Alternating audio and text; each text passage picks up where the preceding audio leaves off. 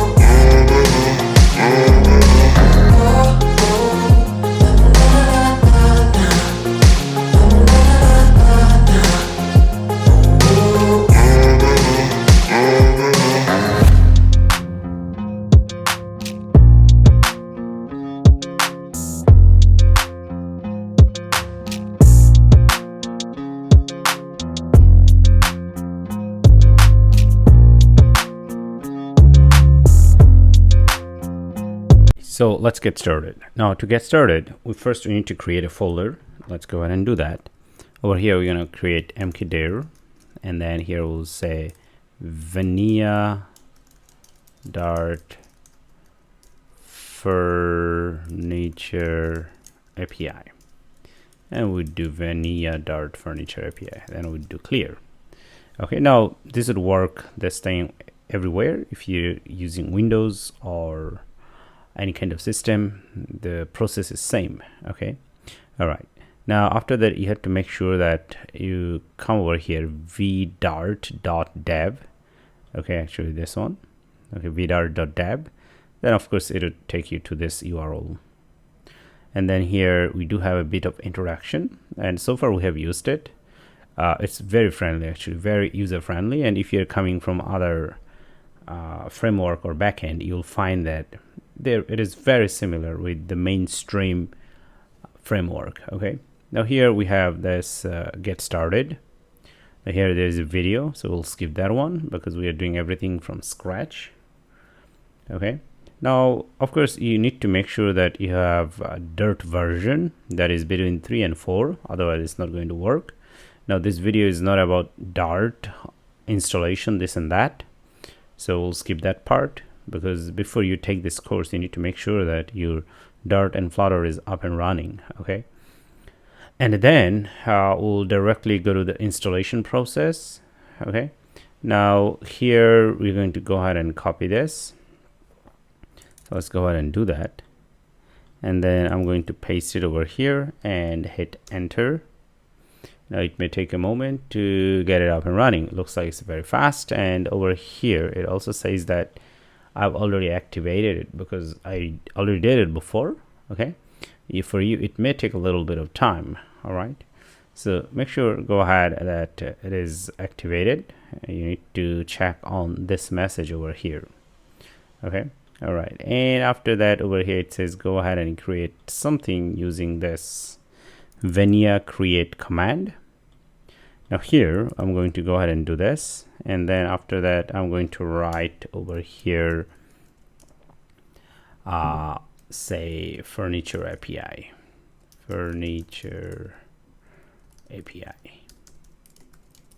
Okay, like that. So this would go ahead and create a project for us, and the project name would be furniture API. But to be actually well balanced, we can also do Vania furniture API. Okay, all right, so let's go ahead and hit enter. Now it'll create a project for us, and it's done. It has downloaded a lot of files and libraries, so it's not important for us for now. And after that over here it's telling you that go ahead and do this one. Okay, go to this Vania furniture API and then run this command. Okay, so here I'm going to do cd Vania furniture API. I'm going to do clear, and then here I'm going to run Vania serve. Now this part is just like Laravel or Django, and then it's going to start a server, and it looks like here it says that okay, this port is actually in use. The reason is I have previously used one, and I have actually another server running. Okay, so that's why it's not running. But for your case, you'll not see this one. For your case, you'll see that it's up and running directly. So what I'm going to do, we'll talk about this later. I'm going to close this first, and my other Vania server was this one, so I'm going to go ahead and close this, and then hopefully we should be good. Now I'm going to go ahead and run it, and we'll see that it'll be up and running. Okay, cool. So this is the port that it is up and running, and then I'm going to go ahead and copy this and paste it in a browser URL. And here it says that hello world, welcome to the full stack development with Vania. So that's how you go ahead, install, and keep it up and running. Now we're gonna be here, and I'm going to close this, okay, so that we can open it in VS Code. So let's go ahead and do this one. I'm going to go one step further, and I'm going to do this. So this is my Vania furniture API project, so I'm going to drag and drop this on my VS Code, okay, and then I'm going to open it over here.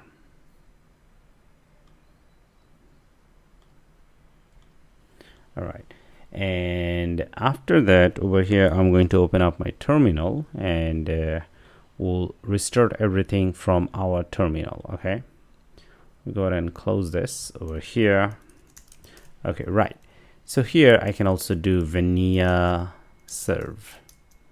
Okay, right. Okay, now it's already started, and once again if you go ahead and check it over here, it's still up and running. And then over here you'll see that some log messages, and just like any other framework, when you run the framework you will see this kind of messages. And importantly, it has also said that there's hot restart, clear screen, and quit, this kind of shortcuts. All right, now one thing before I finish this section, let's come over here, and then we're gonna be actually inside this route, and actually currently we are on web route. Okay, now hello world, welcome to full stack development with Vania.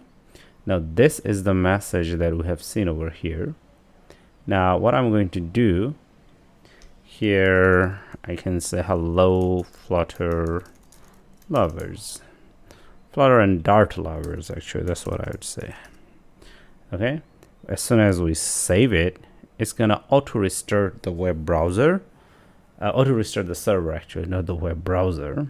And then if you refresh, It'll say that hello Flutter and Dart lovers, welcome to full stack development with Vania. So if you make any changes, it's going to go ahead and restart the server automatically, and this is awesome. Now in next section we'll have a tour about our project structure, and we'll have a little bit of look at how this is organized. Okay, now to have a project tour over here, definitely first we are going to go ahead and look at our .env file over here. And this .env file, actually just like any other project framework, like any other framework out there, it looks very like Laravel, because the whole thing has been actually in favor of this project, this framework coming from Laravel. What I mean by that is the author has actually mimicked Laravel, because the Laravel framework is one of the best web and API framework out there. Now, since we're using Dart over here, the author has seen Laravel, and based on that, they have created a Dart framework. So if you're from Laravel background, this is going to be very simple for you. Anyway, so over here we have our app name and app key, our host and port number. Now, of course, you can also run it at a different port, which we'll see later. And then we have our URL, okay, the domain name, right? This could be our, IP address. And then over here, we have a Redis configuration and database connection, okay, right. Now, this is a database connection that we should connect to. Now, in general, to follow along with this tutorial, I'll assume your database, MySQL, is already installed and it has been configured, because I'm not going to touch on that one. I have a lot of other tutorials, you can follow that.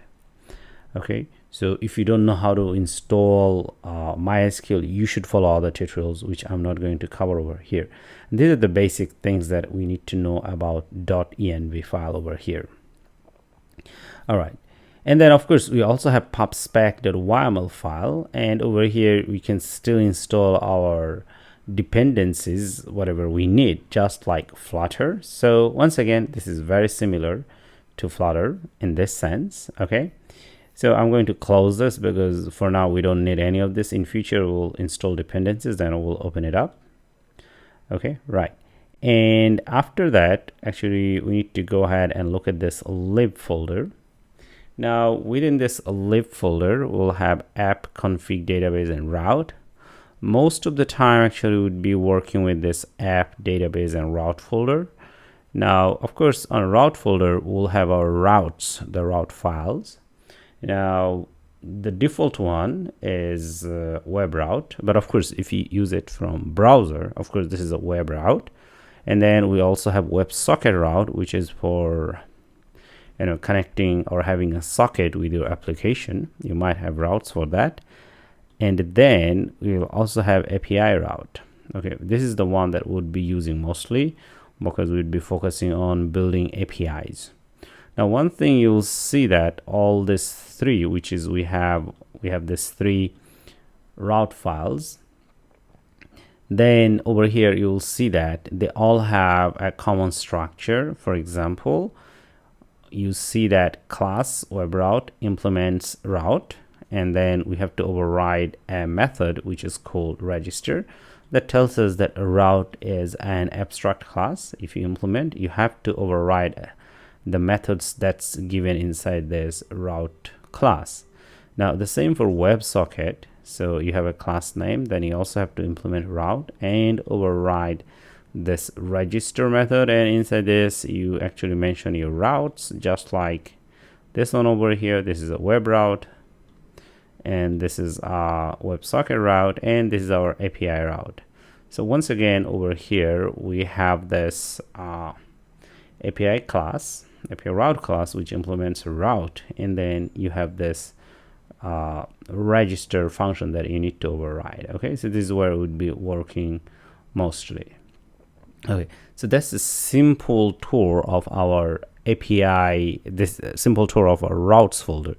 Now, speaking of this one, actually, right now we're going to go ahead and do a bit of test over here. Over here, it did say that we will have our home route, okay, and then it would point to home controller and a method which is called index. Once again, this is more like Laravel and Django. Anyway, so we can go ahead and do that. One thing, it says that if you go ahead and call this route, you have to have a prefix which is API. So let's go ahead and do that. So here I'll have this API, and then I'm going to do home. Now, where is this coming from? This is coming from here, API and home.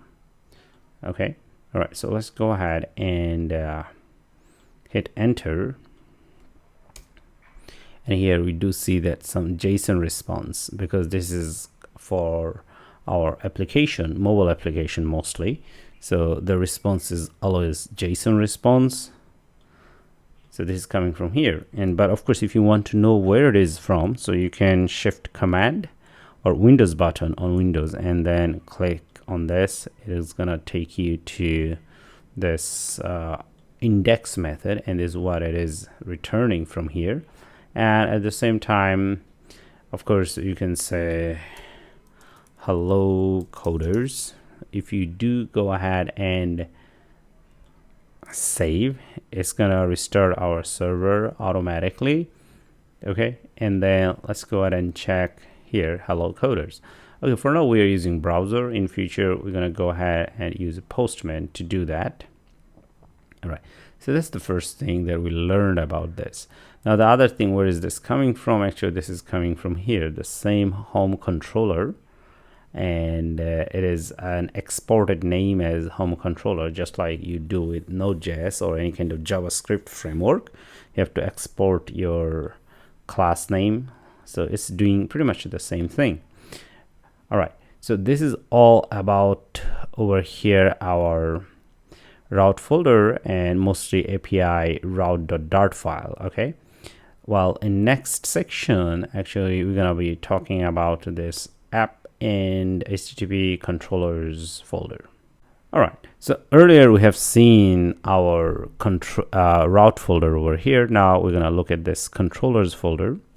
Now within the controllers folder, we have home controller, and earlier section we have seen that in our API route we have this home controller instance is available, and we learned that this was coming from here. Okay, all right, so just like Laravel or Django or any other framework, you have to create a class, and then you have to extend this controller class, which is more like a base class. Okay, all right, of course this is an abstract class, and since this is an abstract class and it doesn't have any method, you have to define all the methods on your own and do the necessary process as per your application needs.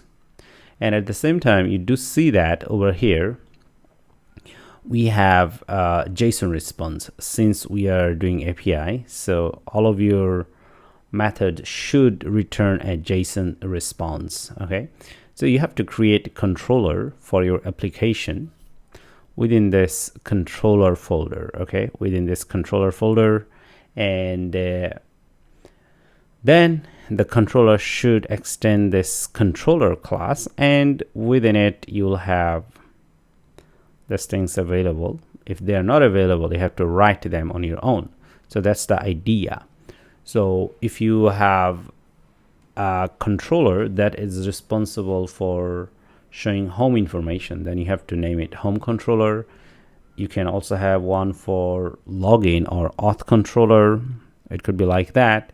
You could also have something for, say, profile controller. Okay, so all of them would be here step by step. Okay, so that's one thing you have to know.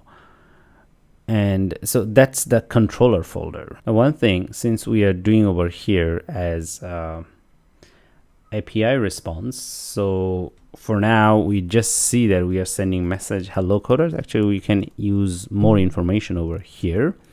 Okay. All right. Say for example, code, say 200, you go ahead and save it. And then here you refresh, here you'll see that. So once again, this is an API response. This is beautiful. Okay, right.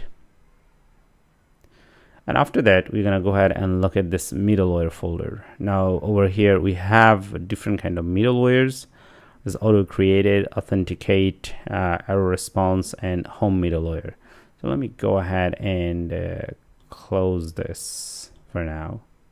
I don't need this. Okay, I will keep it because I'm going to do an example or an explanation. So here we see that we have this class home middleware, and this has extended this middleware class. Okay, now of course this is an abstract class and it has a method called handle. Now this method has not been realized over here.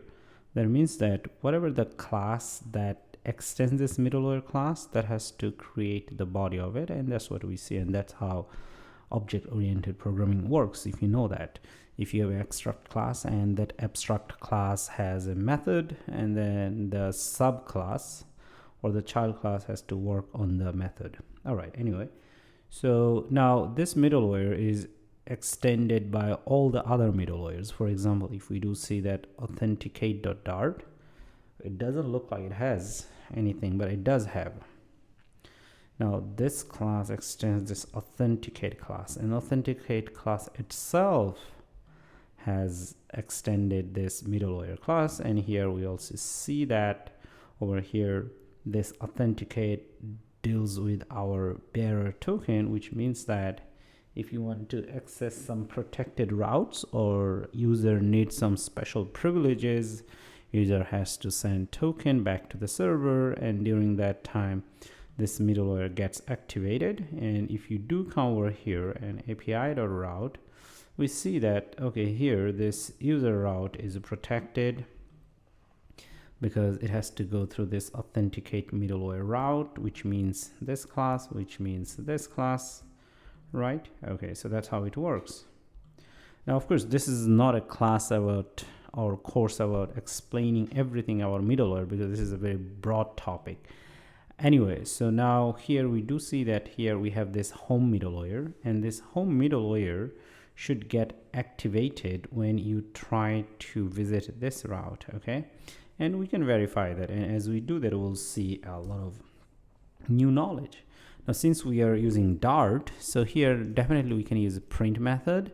Okay, you can say home middleware is activated, like that. Okay, you can write anything you like, and then let's go ahead and save it. Okay, and after that we need to go to our browser. Of course, if we go to browser, we need to use this route. Okay, all right, and then this will return us a response like this. Okay, and then of course I was using for debugging, let me put it back to the original one. Anyway, so here it will return us this one, and at the same time, since we put this one, this is the one that would get printed here. So I already done it, so make sure that here you write hello world and you refresh it, and then if you do come over here, we do see that it says home middleware has been activated, this one. So which means that we are actually we are actually doing some debugging over here, as well as we can print information for debugging purpose. Okay, not only that, actually here you can also grab this request object. So here we could do like this rec, and it would have all the incoming information from the user side. For example, here you can say app header, okay, just like this, and then here we can do a comparison. Here we could say that my value. So if these two information are equal, then here we would say that print headers found. Okay, like that. or I can say that correct headers found. Correct headers found. Okay, now let's go ahead and save it and make sure that you have single quote rather than double quote. Okay, now we'll use a Postman to send these headers, and then we'll see that as we try to visit this route, our header will contain this information, this to information, and then we'll also print this one. So let's go ahead and open your Postman. Once again, I'm not going to show you this kind of Postman installation. This is not a course about Postman. You should have these things ready. Now here we can type in our local address, local host address, and then here we'll have API, and then here we'll say hello world. Okay, let's go this and hit send. Here we do see that hello world. Now once again, this is coming from here, and then okay, now here we are supposed to send headers, right? If we send it, we'll say this one. Okay, because we didn't send any headers from here, we have to send headers from here. If we send, we'll see that it's been printed. Of course, you have to send the correct one. Let's go ahead and do that. So here we can say app header. Let me check. So it's app header and the value is my val. So let's go ahead and send the value over here, my value. I think that's what I did, my value, right? Okay, now let's go ahead and hit send one more time. Okay, here is no problem, and let's check over here. Okay, correct headers found. So headers are being sent over here, as you can see. So this is the key, this is the value. Now we know that in headers you can send different kind of information, especially information for authentication, different kind of data format information, this and that. Okay, with that, so because we're using middlewares always get hit before you hit the controller or any kind of method. In this case, this is our closure. So here actually we can also print a method, and here, sorry, log. Here we'll say hello world. Okay, let's go ahead and save it. Okay, so what we'll see that this one gets printed, and then this will get printed. Okay, so let's hit this button. Okay, and then let's come over here. So correct header found, and then over here it says that hello world. Okay, so that's how the middleware works. But once again, this is not a class about a middleware. We are going to introduce the whole framework and how everything works. Okay, now in this section we are going to look at this models folder and look at this one. What is this? Now if you know that if you are coming from other framework, in general every big framework they have models. The models, they will have different classes, and each of the classes they relate to a database table. So in this case our table name would be users, and of course it's also following standard procedures in all the big framework.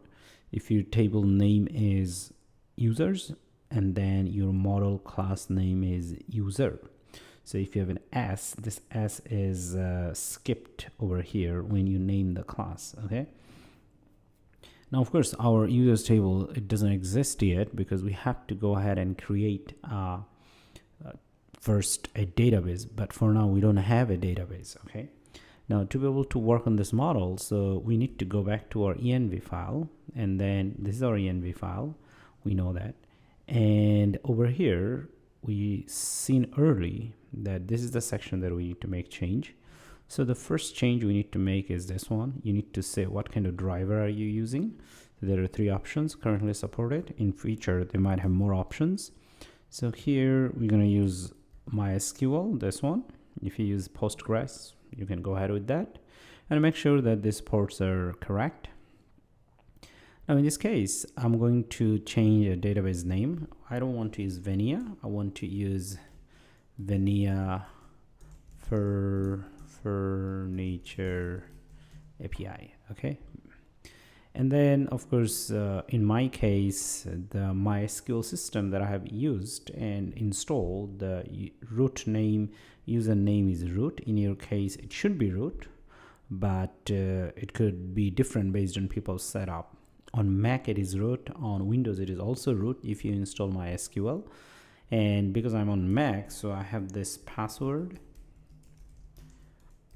Now in your case, you have to remember your own password, the one that you have used for installing MySQL. And then for Windows users, I think if you're using XAMPP, then you don't have any password over here. But once again, it depends on different systems. Okay, so the first thing I'll do over here is go ahead and save this.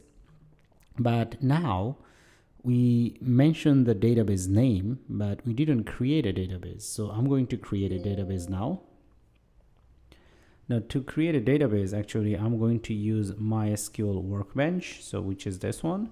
In your case, you can also use PHP MyAdmin, but once again, this is not a class to install those things, so I'm going to skip that. I have other tutorials, go ahead and check that. Now here I'm going to go ahead and click on this, and I'm going to go ahead and click on this schema, and after that actually I'm going to go ahead and click on this button, and it will help me to create a new schema. So the schema means table. So here I'm going to create Vania Furniture API. Okay, this is the exact one that we have named over here. If you think you'll have a typo, you can go ahead and copy this and put it here. Make sure that there are no typo, and I'm going to click apply and apply. Now on MySQL Workbench or PHP MyAdmin is the same thing, pretty much the same thing. Okay, just go ahead and create a new database. That's the point. Make sure that your database name is same as the one that you mentioned in env file. Okay, otherwise it will have error. So once you have done this setup, we can do migration. Here migration means going ahead and create a table. Remember, now we have created this database, which is this one. Okay, this is the one that we have created, but you see that it doesn't have any tables.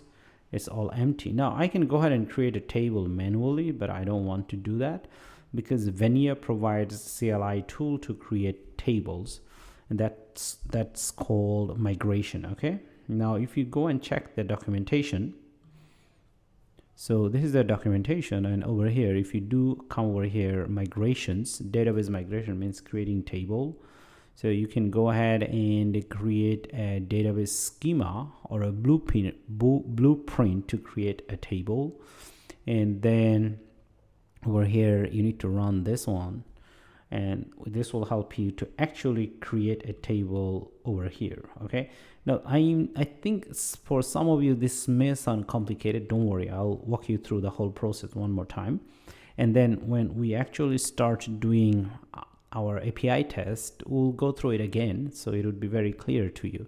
Okay, now we are not going to run this because here it says that go ahead and create a post table. Okay, but we are not going to do that because in our migrations folder over here, if you do see that in our database folder, actually there is a Dart file. It's called create user table. Now here we already have a blueprint actually to create a table, and the table will have field ID.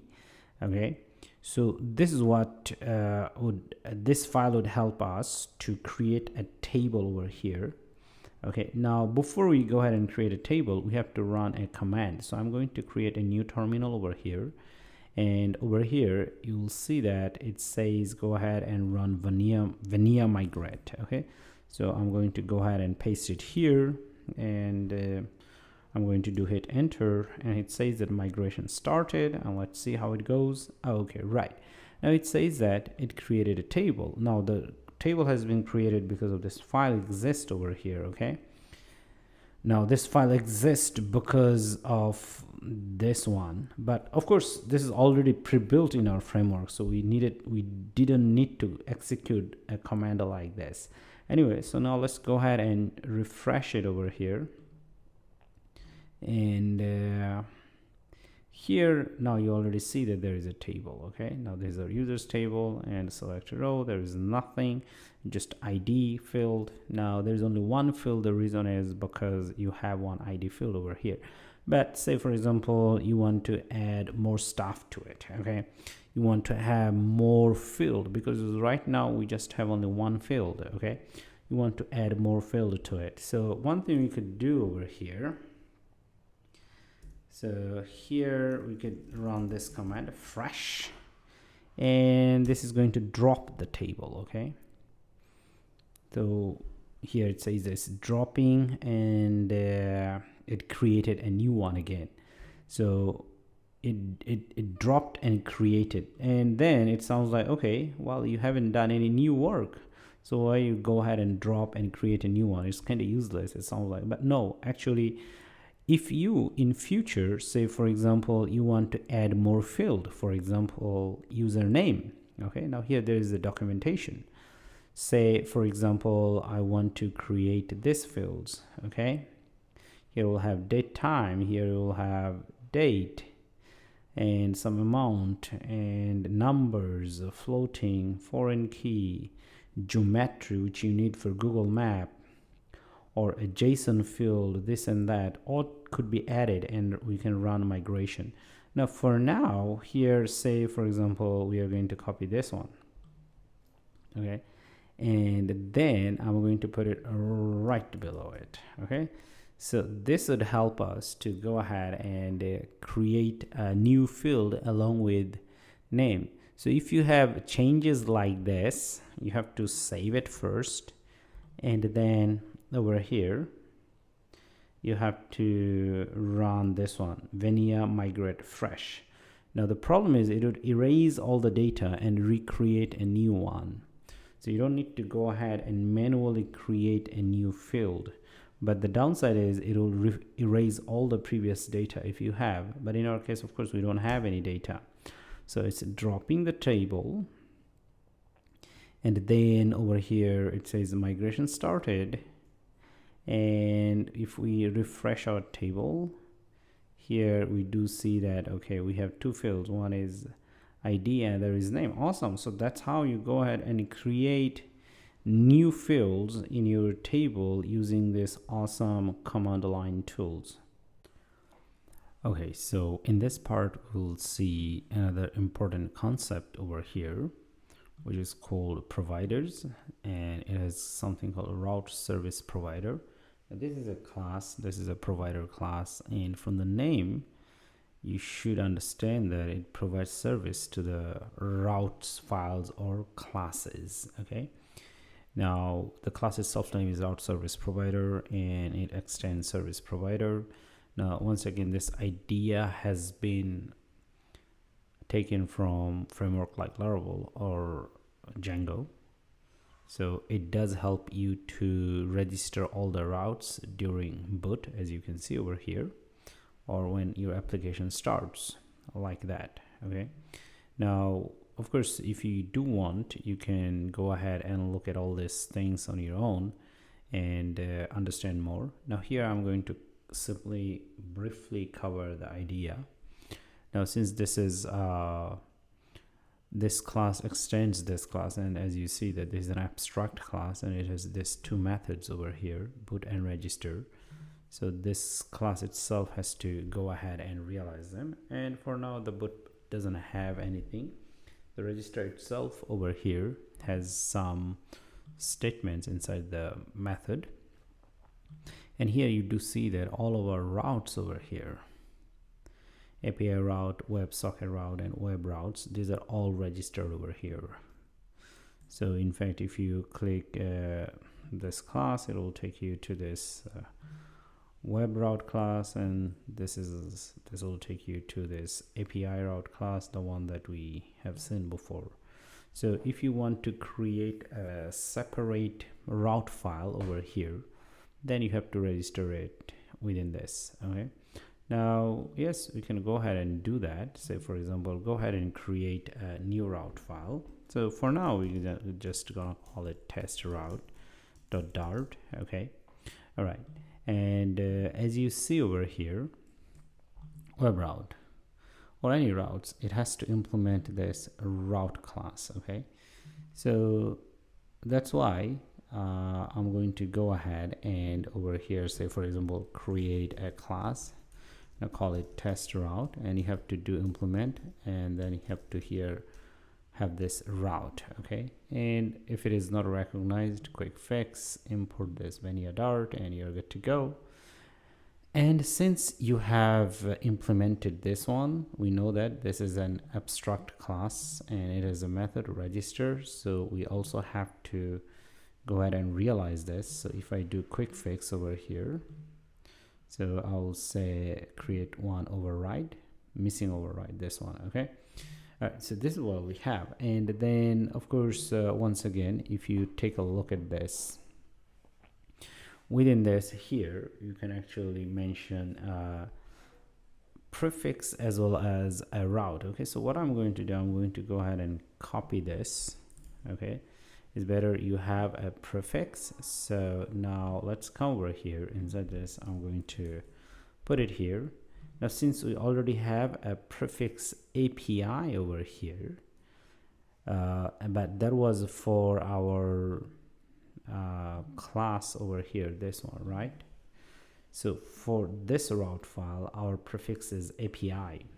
So you cannot repeat the same one. You can give it any name. Since we called it test route, so I'm gonna call it TAPI, test API. Okay, and then of course here you can do quick fix, and then we can go ahead and import this one. But now the problem is both of them, they refer to the over here. This home route refers to the same method, and this one also refers to the same method. Now we can actually go to our home controller over here, and we may create a new test method. Okay, so okay, let's go ahead and do it here. Okay, so here future and response. Okay, and here we can call it test index, it doesn't really matter. Okay, and let's do async. Since the author is doing async, we can do the same over here. And let's go ahead and return from here, and then hello testers, just like this. Okay, now I'm going to go ahead and save it, and hopefully it should auto restore. And then over here, instead of this, we can say test index. Okay, now using this prefix and the same route, we can refer to this one, and then this would give us this response over here. Okay, so now let's go ahead and save our test route.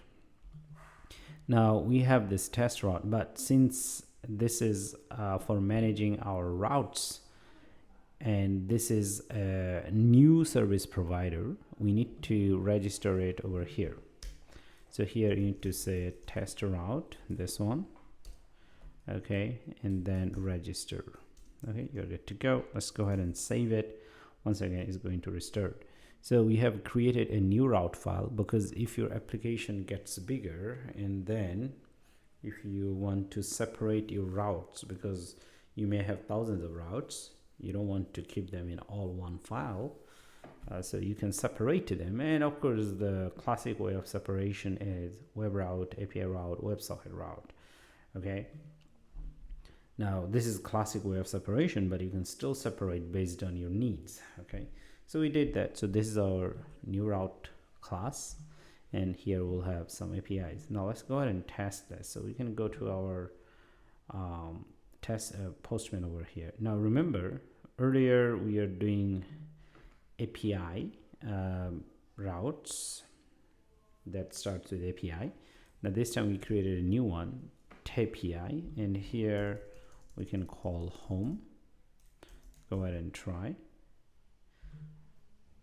and here it did return us a response, hello testers 200, which means that this new route class is working, as well as we have successfully registered routes, and we have also defined a new prefix. Okay, yeah, that's how it works. All right, anyway, so with this we have better understanding how route service provider class works. Okay, now since I don't need this actually, so I can simply go ahead and remove this. We don't need this file, so this is just for better understanding how things work. Okay, so let's go ahead and remove that, and then let's go ahead and save them. and I think we are good to go. Okay, so this is where we left off last time. And now we're going to look at another folder, which is called config folder. And in this folder, actually, we're going to have better understanding of our basic settings that how app works with. Now, in general, in this folder, app.dart is the most useful file.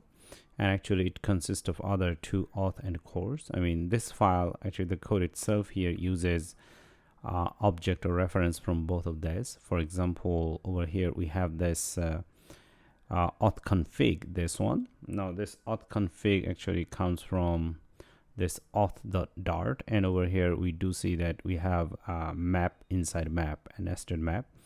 Now this whole thing over here, AuthConfig, which is here assigned to a auth key, the whole thing is used to verify a user, whether a user is authenticated or not. So if we have some routes and these routes are protected, and then we also have a token, and where is this token coming from and based on what? So then we have a table here, our model, which is called user. The user table is the provider, which means that go ahead and take this table, which means that go ahead and take the users or ID from this table and check that that ID exists with the given credential, for example, your username and password, if it is possible to authenticate or not. So this becomes a provider, which means we use this table and its related information to authenticate whether a request should be permitted or not. Okay, so this works with authentication, so it's a bit of a complex process, but you get the idea.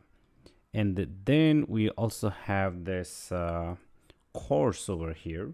Now course simply tells you that, okay, this app is allowed to do certain operation or not. For example, over here you see that origin, which tells you that, okay, anyone from any outside server can connect with our server, which tell the wildcard, this allows every request this allows requests from anywhere in the world. Okay, so of course you can restrict it. In general, you don't want to do that. And then of course we also have methods, which also means that you can allow HTTP get, put, delete, post request. So this is all configured and also given different kind of headers. What kind of headers are allowed or not here is already given. All right, okay, so there are different meanings of each fields. We are not going to go ahead and look into it, but do remember that these are used for app setup, which means that our backend setup, that how the backend should work or not. Now, since we are done with this basic information, then we can continue to work and build something, because so far we are learning a little bit of theory and how this framework is organized, but then this is the time that we go ahead and start to build. So in next section, we'll see that we are building stuff. So from now on, we are going to start to build our stuff. So definitely first, we are going to work with login section. I mean, register and login. So that means we have to work on our table. Now, previously, we have seen that we have a migration file over here. And this is the information was given to us. I mean, we put this one extra and then we run the migration. Okay. All right. So we continue to add more stuff on this, because this is the first one is the name that we need. And then we can also do char, say, for example, avatar, because we need user avatar. So that's what we'll have over here. And length, say 100. And then we'll have password. And okay, I cannot really write password here. It would be char, and then we'll call it password, and then it would be of length 200 characters, because it would be encrypted. And what I could do, just go ahead and copy each of them. So here, this one should be email. Okay, and say in general, I think a lot of people do 191, so that's what we're gonna do. And then we'll have phone number, User phone number would be saved in the database, and let's go ahead and do 150 characters. And then here we'll have another one, char, and it should be description, and the length say 1000 characters. And then here we'll have birthday. Sorry, not this one. Actually, I need to write birthday here. Okay, and the birthday, once again, birthday 200. And then over here we're gonna change a little bit. We are not going to use char anymore. We are going to use gender, whether gender is male or female.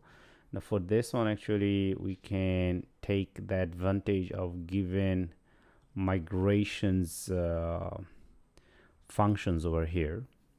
So we want actually int, and let's see what is given to us. We do see that we have a int over here, so we could do this one, but I'm looking for something smaller, whether it has or not. If it doesn't have, then I would go for that one. And I also see that here we have this one, long text. So that means I can actually change char to long text. Okay, and long text could be changed just to description. So it looks like you don't need this. So the documentation said we don't need this because that's pretty long. And then here we do see that one is medium int, so I'm going to get this one, and looks like we don't need to pass anything. Medium int. So let's be here, copy, paste it, and then here just all you need to do, give it a name, gender. You're good to go. It'll have medium int, so not too large. All right, so everything is given over here. And what else we need? We need date time, and let's take a look whether they have date time.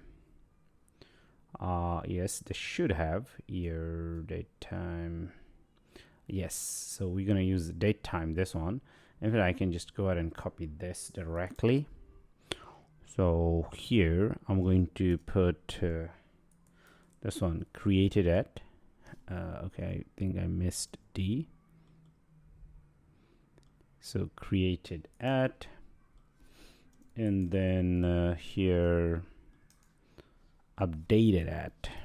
Okay, updated at. Last one, if we want to keep track of deleted, when you delete something, you can also have one, deleted at.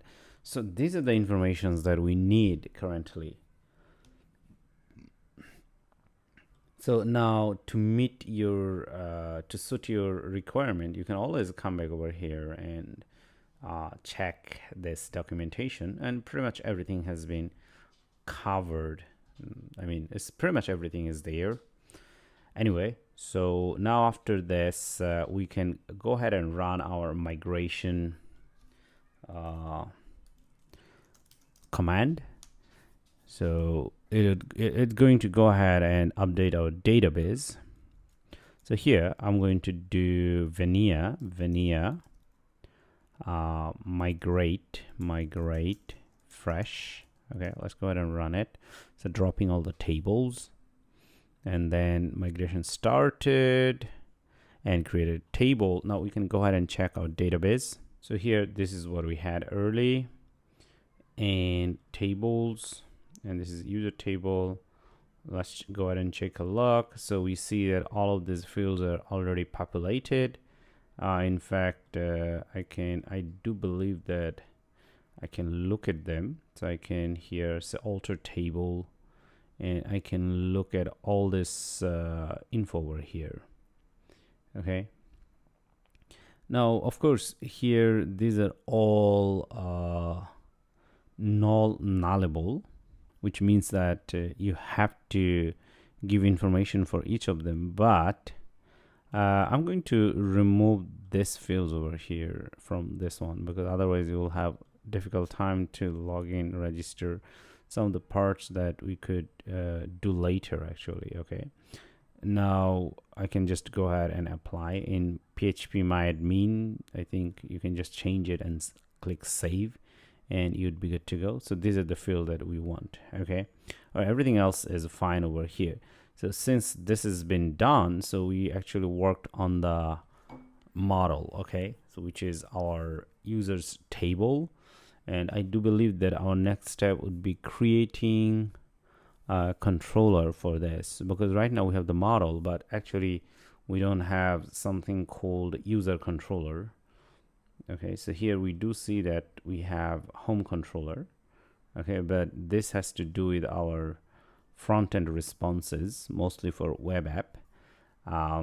So later we either create a login controller or auth controller. They're the same. Okay, so after that, now we are ready to go ahead and create our first controller.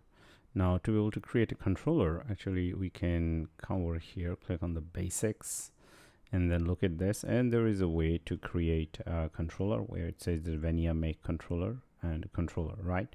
So this is what we are going to use for now to create a controller. So let's be here. Okay, and then we can do Vania make, and then here also controller, and the controller we are going to use or call is AuthController, but here there's a user controller, but it's up to us that what we call the controller name. And here we do see that they are all using small letters, as well as this is a snake case naming. Okay, so we have to follow this pattern, so we'll do exactly the same. So here also auth controller. Okay, all right, and here it says that it has been created successfully, as you see over here, and then it also has a lot of methods, this and that, but I don't think we need this. Okay, in fact we don't need any of this. It's a default template, so you can just go ahead and remove this. All right, so that's the first thing. And then over here, since we are going to do registration first, here we're going to create a method called registration. All right, so here we do register, and then here we'll inject the request object. Now this is just like Laravel. So if you have HTTP request coming in, then HTTP request carries information, and that information could be found inside this request object, which you can easily inject in any kind of method. Okay, it's all up to you whether you want to inject this or not. All right, okay, right. And then over here, since we are in Dart environment, and if you do go ahead and look at this, so the author of this framework has used a feature type with async and await. So we're gonna follow the same pattern for any kind of HTTP request. Okay, so let's go ahead and do the same. So over here, we'll have async. Now, if you're coming from Flutter background, you know that it's used for network request or where you need to await. So here we'll have future, and then within it, it'll contain our response. And of course, the reason is here it says that you should have a return statement. Okay, that's why it's causing this error. But we can ignore that for now. Now, since we are in Flutter or Dart environment, we can tag our variable, declare our variable as final, because per request, this body would just execute once. So here we'll have this request object, and then we'll get this input method. And then here we want to get the user's name. Okay, all right. Now, if we are using a post method, so register would be a post method, then here we can actually access the information that's coming with post method from the form using this input method. Okay, this is what we see. And then over here we could say final email. Okay, the rest of the stuff should be, a lot of them should be repetitive. So let me go ahead and copy this. and here I'm going to say email. All right, and maybe we can copy this one again, and let's put it here. Okay, and here we'll have password. Let me go ahead and copy this and put it here. We say password. Now, since we already have an error over here at the top, we can just say return response.json, this one, okay? And here we can return some empty response for now. With this error should be gone, and we can save it. Let's see whether, okay, the server was not running, so let me go ahead and run it. Vania serve.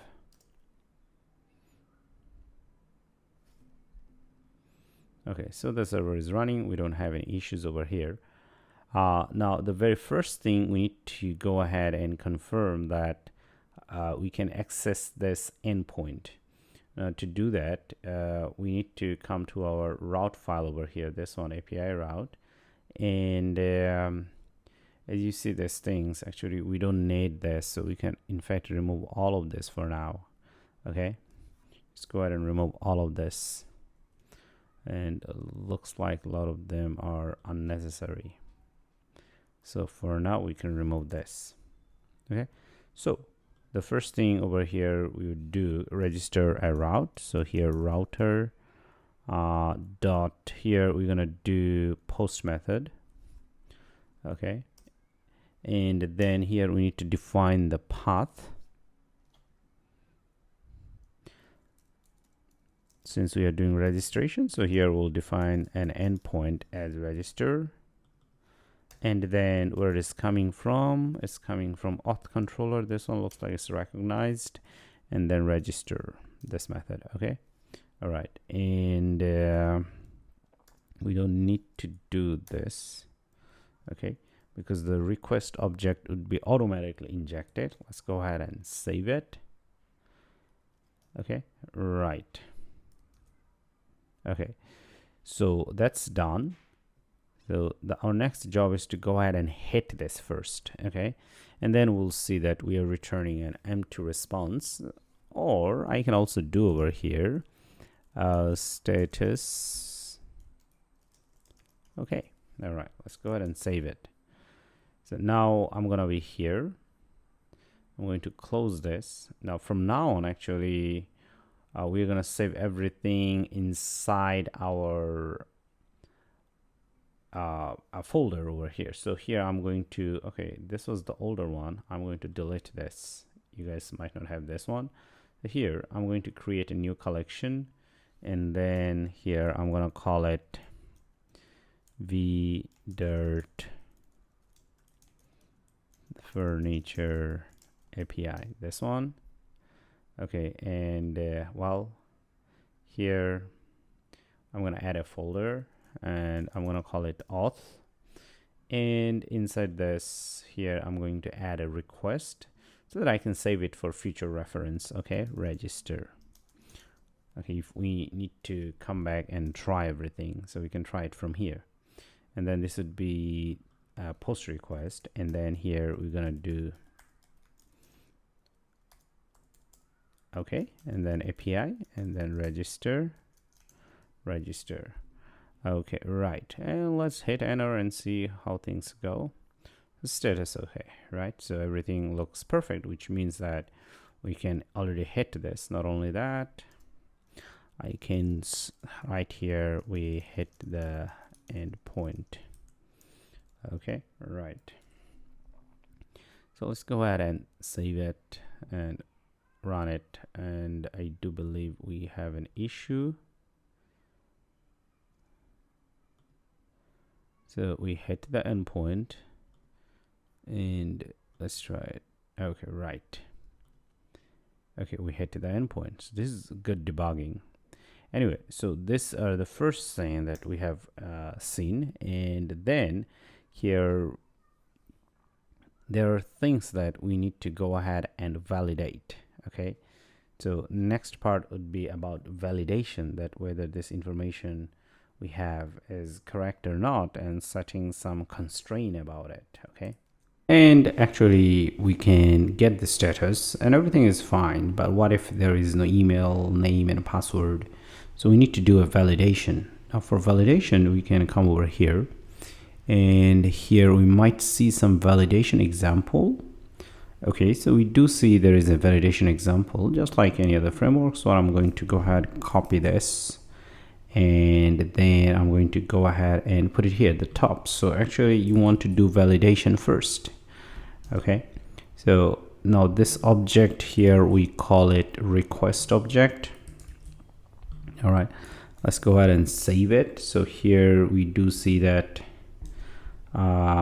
we have 2 layers of validation. First, it says that for name itself, we need it's required a string, and email is also required, which is also well, it has to be email, it's not string. And then name itself, there is more validation. I mean, if it fails, then here it says name is required and name must be strings, which means you cannot use numbers, this and that. And for email, okay, so now we can go ahead and check this thing on Postman.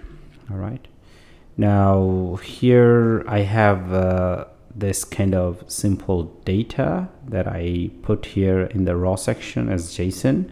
And then I'm going to hit enter, and here says that email invalid email format. So it recognizes that this is not an email address because there is no dot here. So you have to have a dot. Okay, and then over here, if you have, say for example 6, let's go ahead and hit. So here it says the name must contain only alphabet letters, this and that. Okay, so the validation itself is working. But now the problem is here we still see 200. In general, if your validation fails, you should forward 401. Okay, but we don't get 401 from here. Now to be able to achieve this result, here we can actually wrap this around try catch clause. Okay, so I'm going to go ahead and cut this. And then here I'm going to have try and catch. With this we're gonna catch the errors. Okay, and like this. And here we'll have E, all right, for catching error. Okay, and I do believe that I can put it inside like this, save it. All right, and then over here we want to return a response. Okay, so let's go ahead and return a response. Here it's say return response dot JSON, this one. Okay, now here we can return whatever we want. Okay, all right, so for now let's say here you say messages. For now let's say error, or you can say validation error,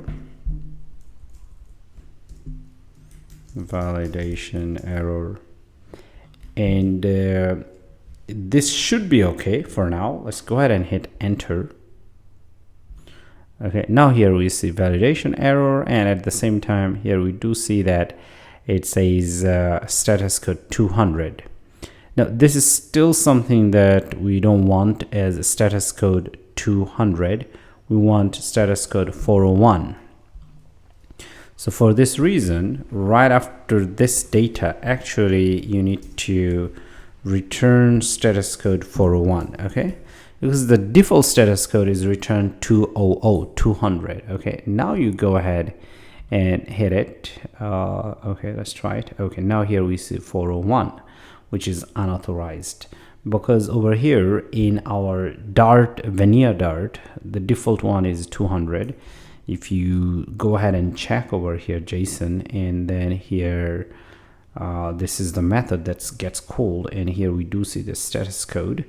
Now here the default given status code, this one, is HTTP status code okay, which means that 200. So if you don't pass any kind of validation error, is going to return 200. Okay, now if you do want to go ahead and check all of them, you can click on this, and there are tons of different status code. You can go through them one by one if it makes sense or not. I mean, these are the most common one, as you can see. Bad request, unauthorized, this is the one that we use for mostly for validation, and 403 and not found, like this. Anyway, so I'm going to close this. Now with this, we know that it's a 401, and at the same time, if you want to be more specific to your front-end app, here you can also return a custom code. But here in this case, we can also say 401. Okay, now let's go ahead and save it. And this time here, we'll see that, okay, I just restarted. Restarting takes a bit of time. Here we do see that, okay, the validation is validation error, as well as over here we see 401. All right, so this is where we left off in earlier session, and then here we see validation error, but actually validation error could be any of them. Now we want to exactly show the error, not just validation error. You can leave it over here, but it's not user friendly. So we'll go ahead and update our code.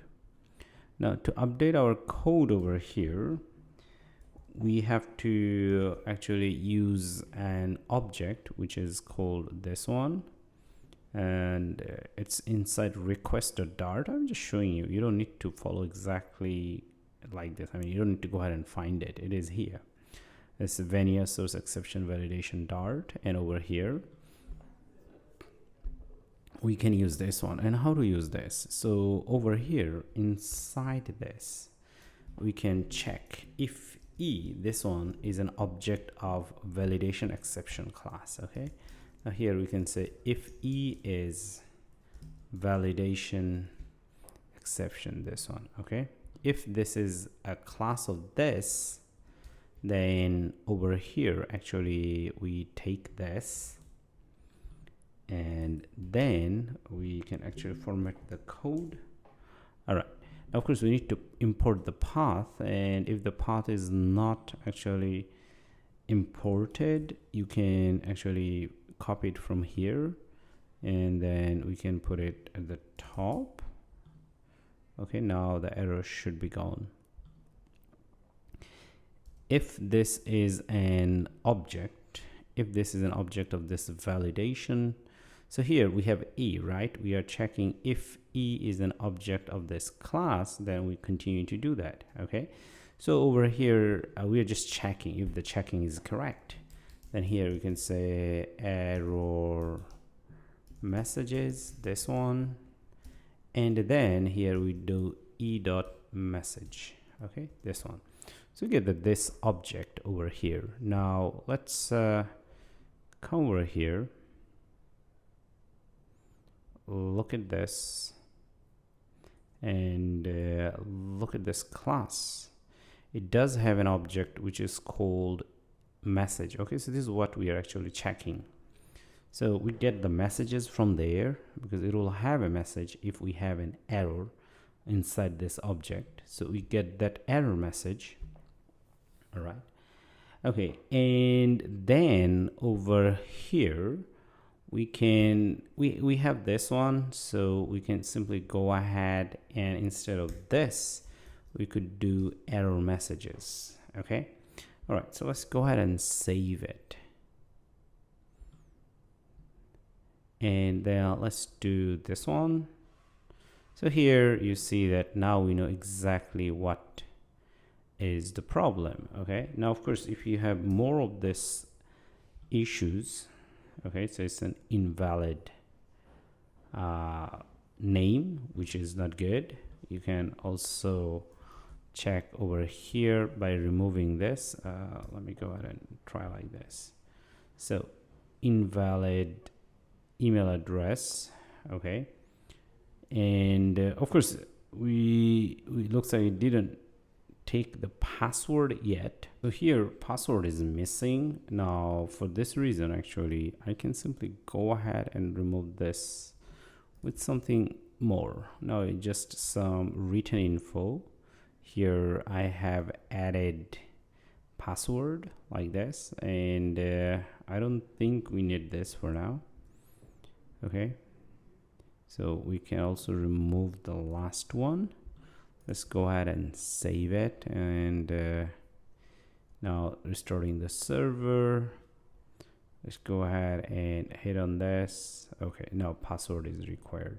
So the validation is working, but of course I don't want to leave it like this. We could do much better.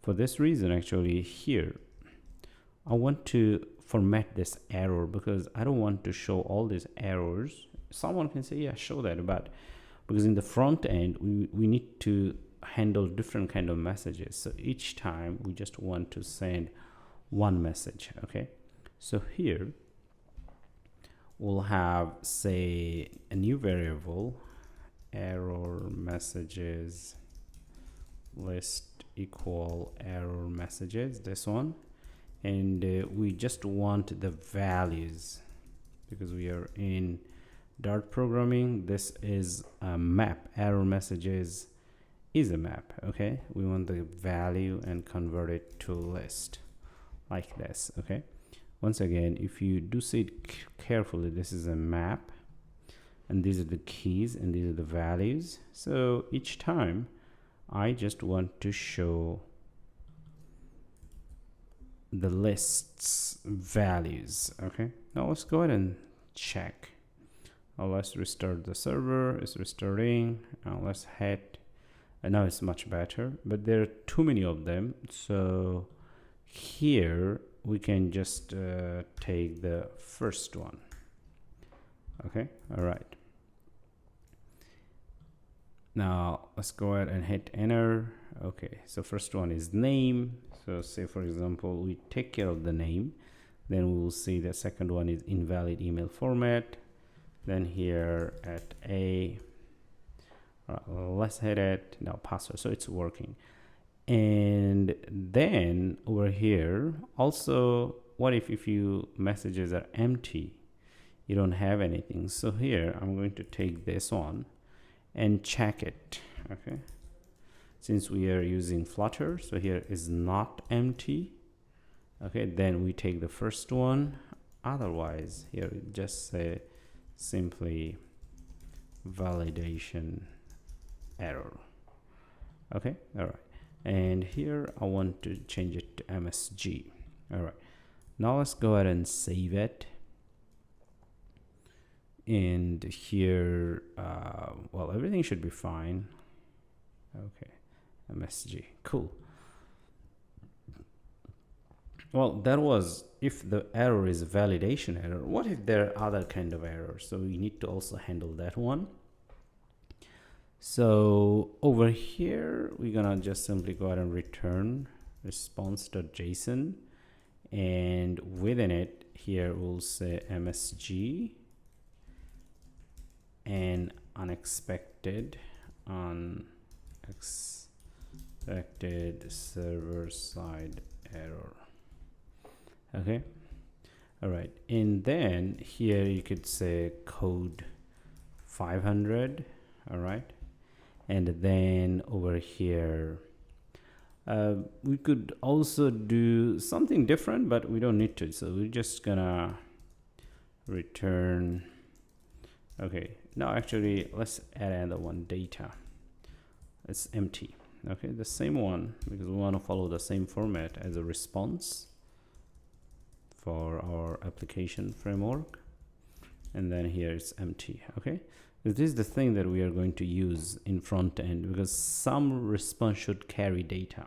All right, and then over here we could just simply do 500. So we are returning 500. Okay, right, so that's how it goes over there. Now that's all about this validation. So after this, our validation should be simple and we shouldn't have any issue. So after this, over here actually we want to continue to work on this. Now just like earlier section, we don't want to have it directly like this. So from here we can actually do one more try catch. 2 of them is enough. If you overuse, that's also bad because it may look like too much code. or not readable. Okay, so in this case we're just going to do one more. Now let's put our code back, and I'm going to hold Command Shift F on Mac. I think I do have a problem. Okay, right, let's try it again. Option Shift F actually. Okay, right. So here we'll have this, and now let's go ahead and do it step by step. So we'll have the user input.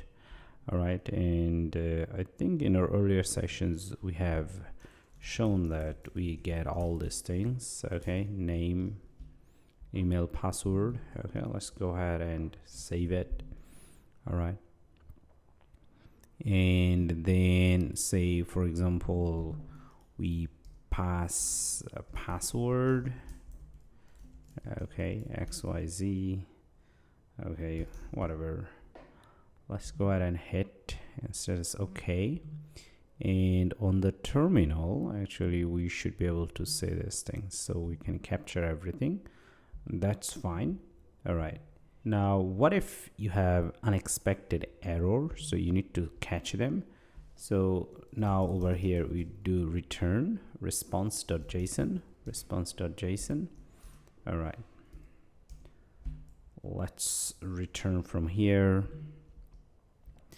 And then here we do the similar messages, the one that we got here. So you can just simply, I do think that we can actually copy all of it.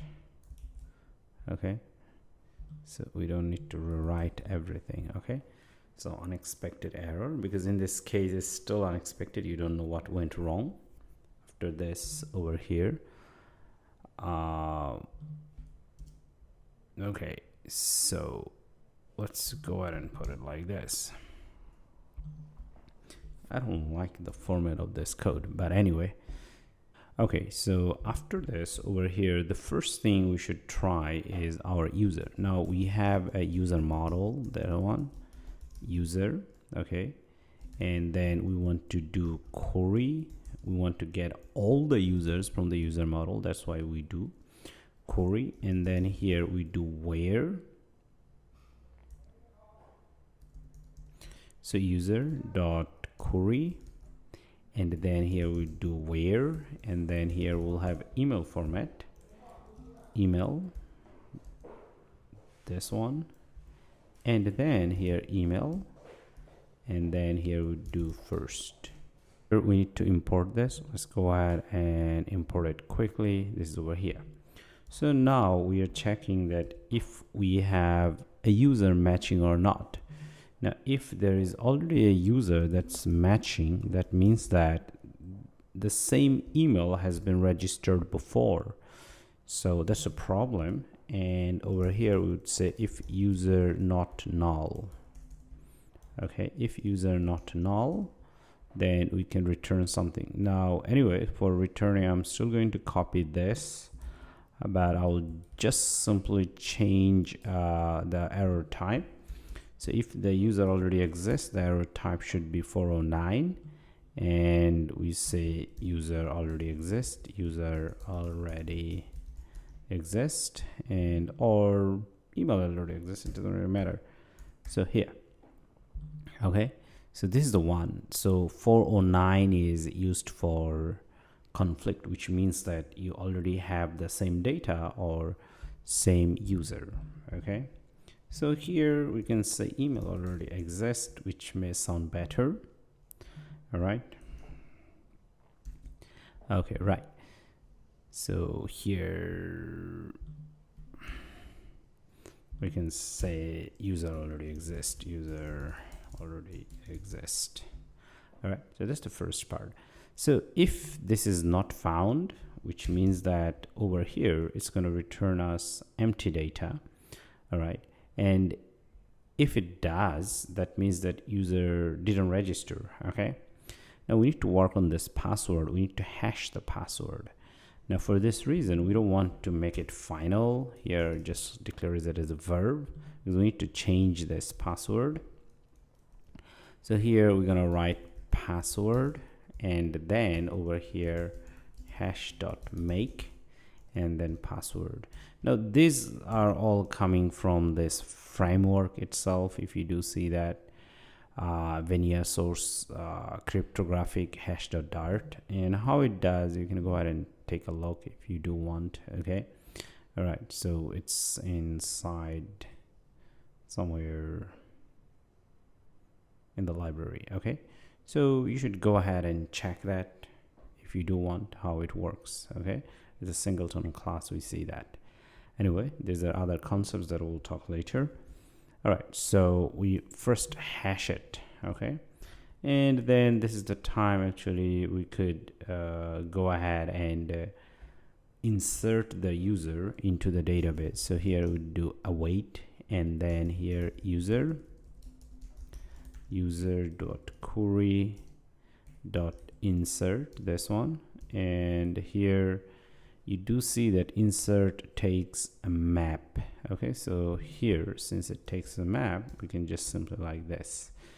Okay, all right, and then within this everything should be simple. So here we'll have name as name. Okay, right, and email would be our email. Password should be password, and here we can also do avatar.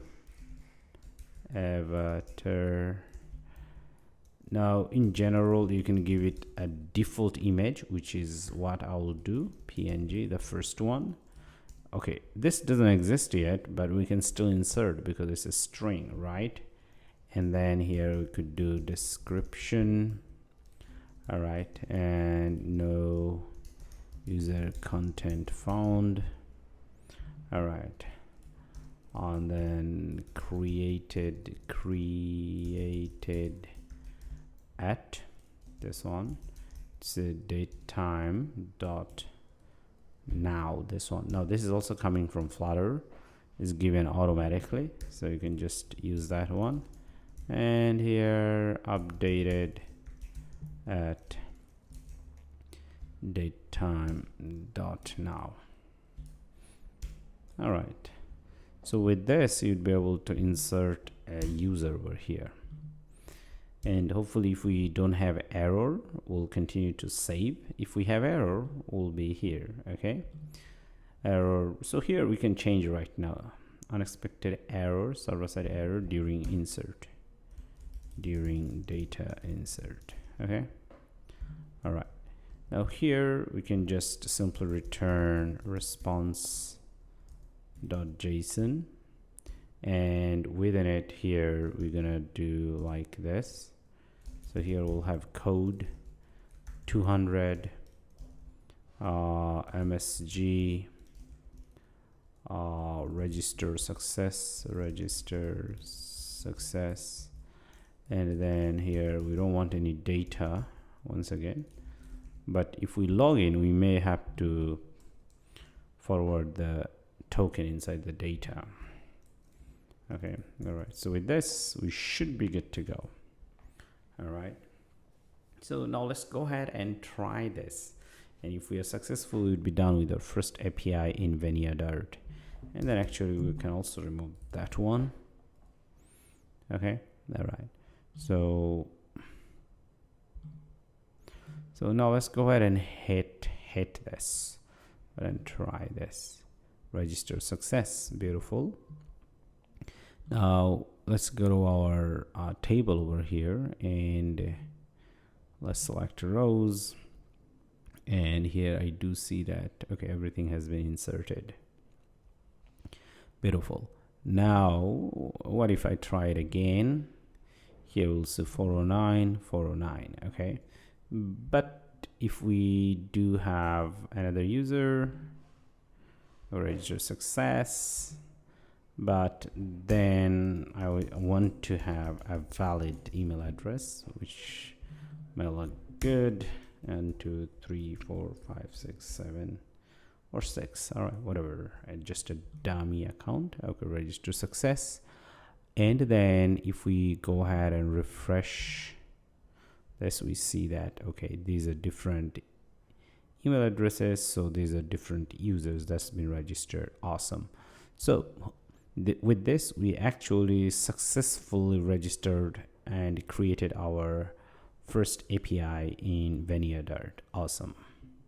Here we left off last time, and we remember that we were done with this registration, and after that we have also done a Postman test. So now we are going to continue to work on this. And we're going to create a new endpoint. Now for this reason, we'll go to our API route over here, and over here we're gonna do router. Okay, all right. And then for this one, we're still gonna do post, and then here we're gonna do login, and after that over here, let's see what was it. So AuthController. So here we're gonna do AuthController.login, but of course this login doesn't exist. We'll have an error. One of the first thing I want to do with this, I'm gonna copy this whole thing, because part of this method would be useful. We don't need to repeat ourselves. So I'm gonna put it here, and then we're gonna call it login. Okay, and let's see whether we had an extra bracket or not. I think we have an extra bracket, so I'm going to remove this. Just make sure that your ending bracket is the correct one. So this is the login one. Now, of course, we are going to log in with our email and password, so we're going to remove that one, and we don't need any name part from here either, so that's good to go. And the email. Okay, all right. Okay, so just as usual, I do believe that this validation would stay the same, and then over here we are going to remove this, so definitely will not have any name section, so we'll have email and password. All right. And then here we do see that we are looking for a user. Okay, so whatever the email has been passed to us, we are looking for the first match with that email in our database. Now here, if user is empty, this one, so if user is null, so this is a variable that we created at the top. If this is null, we are going to return something like user not found. Okay, now for this one, the status code, we should return 404. In general, if the user is not found, you could return status code 404. All right, and then we'll continue if we have a user. All right, and then of course this time we are not going to do insert, so this is something that let's remove. Now this password section, so earlier when we are saving the password, we had to hash it, but now we have a password given from the input, like at the top as you see, and we also have a password saved in our database, so we need to check it. Okay, so here we could call hash, this one, hash, and this hash has this method which is called verify, this one. All right, and as you can see that it already recognized provided password, and here it says that stored password. Now over here, this is the provided password, and this password should be this one, right? So this is the one that we found from our front end. And now remember, we also made a query about user, right? So this user itself will also have password. All right, so here we do user, and then we'll just get the password filled out of it. Okay, Make sure that you spell it correctly. All right. And now this one, actually, we can put in a conditional check. So here we do if. All right. So if this returns false, all right, that means the password, the given password and the stored password, they don't match. Now let's go ahead and return 401. In general, if the password or user account doesn't match, you should return 401, which means unauthorized. Okay, you can say your email or password is wrong. Okay, the email or password or both, okay, could be wrong. So let's go ahead and save this thing. Now, of course, this thing I could go ahead and do test right away. All right, even before we return the user. So let's do a test. Now make sure that this is over here, well defined, and I do need to make sure that the server is running. Vania serve. All right, I hope it is running. All right, looks like it's running. Okay, now let's come to our Postman over here, and then with this I can create a new request, and here I'm gonna call it login. All right, then I can do post. All right, so here we're gonna do 1 to 7. Okay, I'm gonna go for this, and then here it's login. All right, and if you come over here for the body section, let's do raw, and here we do email, say a.com. All right, and password 1 2 3 4 5 6 7, whatever it is. Now let's send it as JSON over here. All right, now let's hit enter. All right, so here we do get 404 user not found. Now this is exactly expected as it is from here, and we also see that this is the printed message. So earlier we defined 404. Okay, now 404 happens from here. Now do make sure that if the validation is also working over here or not. So let's see, or just remove the email part. Okay, now email is required, which is 401, and this is coming from here. Okay, all right. Okay, cool. So since this is working, then let's come over here. So this is the earlier one. Now I remember my registered email was info@debesttag.com. So that was my email.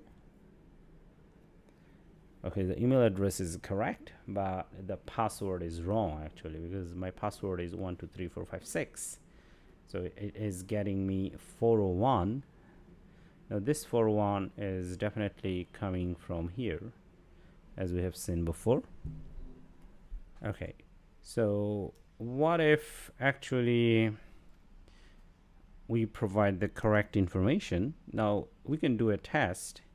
If we do provide correct information, for now we can return this one, and here we can say login success.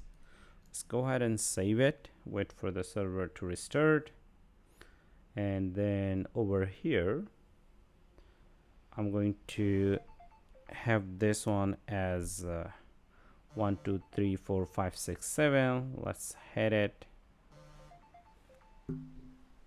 So here we do see that it says login success. Now since login is success, of course this is over here, we are not actually creating any token. In general, when your login is successful, you want to return a token. But at the same time, even before we go ahead and create a new table, here we could do a bit of test. For example, final, we can call it auth, and then await auth. So this is the singleton object. Remember earlier we have seen that this singleton object is actually this one, using this constructor method. And then we can call here login this one, and we need to pass this user, which we already did. Okay, now since we have set the user this login method, and it will return us, this refers to this auth object, and this auth would give us actually user. So now from here we could do print auth dot user. Okay, this one. So this would be our object. Let's go ahead and restart the server, and then let's do a Postman test, and let's come over here. Okay, right, so this is the object that we return, which means that once we log in, we call this one, we can use this guy to return our user. But of course this is the same as this one, but this is more better organized. This auth object will have this user, and then we can also do get. Now over here, as you see that it takes a field. Now the field itself, say for example avatar. Let's go ahead and save it. Okay, all right, now here let's hit enter, and we'll see that okay, this is the field. So this auth object returns the user itself as an object, and then you can use the getter method to get the user's certain information. But anyway, these things are not very important to us right now, since we are done with this. In next section we need to work on creating this personal access tokens. So in the earlier session we are here, and let's continue to work on this. And then first thing I want to do over here, let's go ahead and print our user, the user that we had at the top, this one. Save it, and then over here let's go ahead and hit this, and we see the console. Here we have this thing. So this is a map over here, as you can see, key value, like that. So that's the first thing we have to know. Now we don't have a way to store this user login information. What do I mean by that? Here we do get that user has logged in, but of course it's just a simple message. Our system doesn't know that user has logged in. So we need to create token. Okay, and not only that, we need to store it somewhere. So we need to create token and store the token in a database table. Now for this reason, we have to understand a few things first. So there is this auth class. It's in Vania source authentication.dart. Okay. Now over here, this is a singleton class, as you can see. Okay, so we have inside this class a private constructor. The constructor, they called it internal. Actually, you can call it anything. Now it's private constructor because this is this underscore. And then using the constructor, we created an object which is called singleton, which is also a private object because it is underscore. And the object itself is auth type, which is this class. And then we have used static to indicate that it will have this object, or actually this class will have only one object. The object has to come from this one. Okay. And then this final refers to this object is immutable. That means that once you create it, you cannot change it. Okay, you cannot modify it. So this is a very powerful mechanism, because first, the constructor is private, which means that you cannot create this class constructor from outside of this class, which means from other files you cannot create a constructor. And then we also see that this is static, which means that only one constructor, and the constructor object, this one, is immutable. And there are a bunch of other fields over here. One of the field is use guard, which is a very important one, and this one actually refers to kind of security and authentication, which we have seen early. Eventually this will refer to our user model. And then over here we also see guard method, but then this would return the class itself, because here we do see that this, okay, so it would be connected with our user model table. And then we have this login. Okay, so this is actually the login method, and we need to call this. Once we call this, we would say that actually we have logged in. So far, these are some checking and response back to the front end or back to the client, but we are not logging in. So we need to log in. Okay, so we need to call this method. We need to do that, and once we do that, then we need to pass the user that we have gotten over here, this one. And the user itself is map type over here, we have seen earlier. So we also see that this method in the signature, it takes a map. All right, and then we pass the user to this user object, which is this one, which is another map. And over here for this one, we set it to default. Okay, so for user login information, the thing coming from this object would be default one, which means that eventually the user table. And of course, if we are able to do this, we can also return a user just simply by returning this.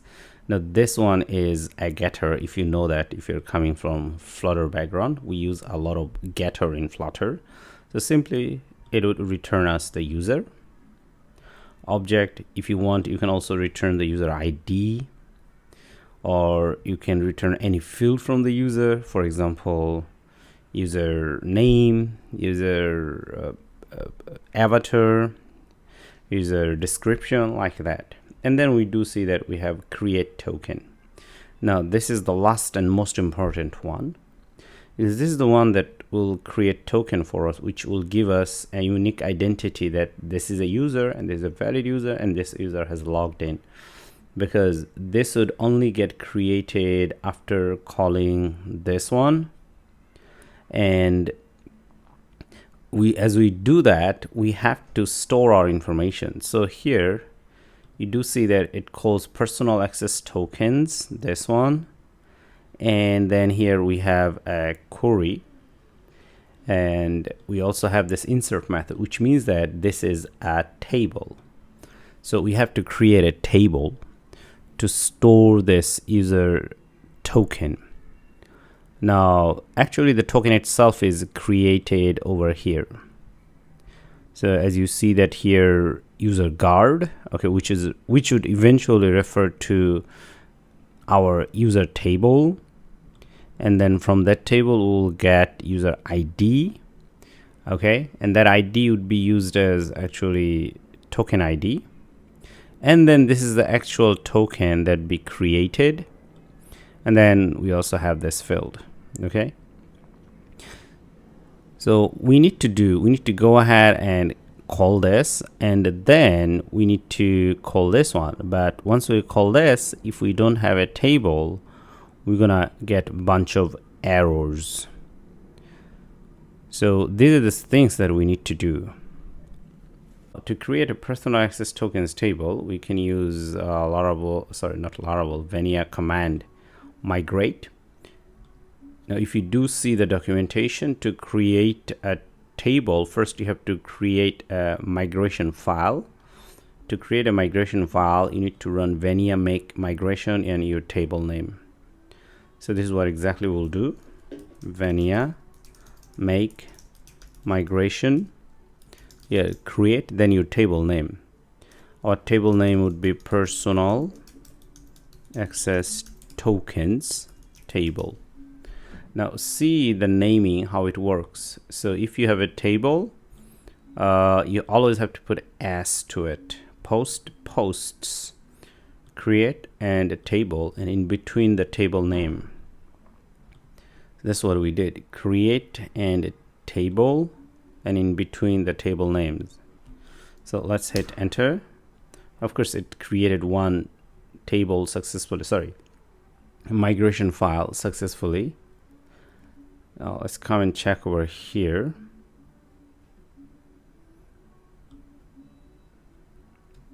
And database migrations.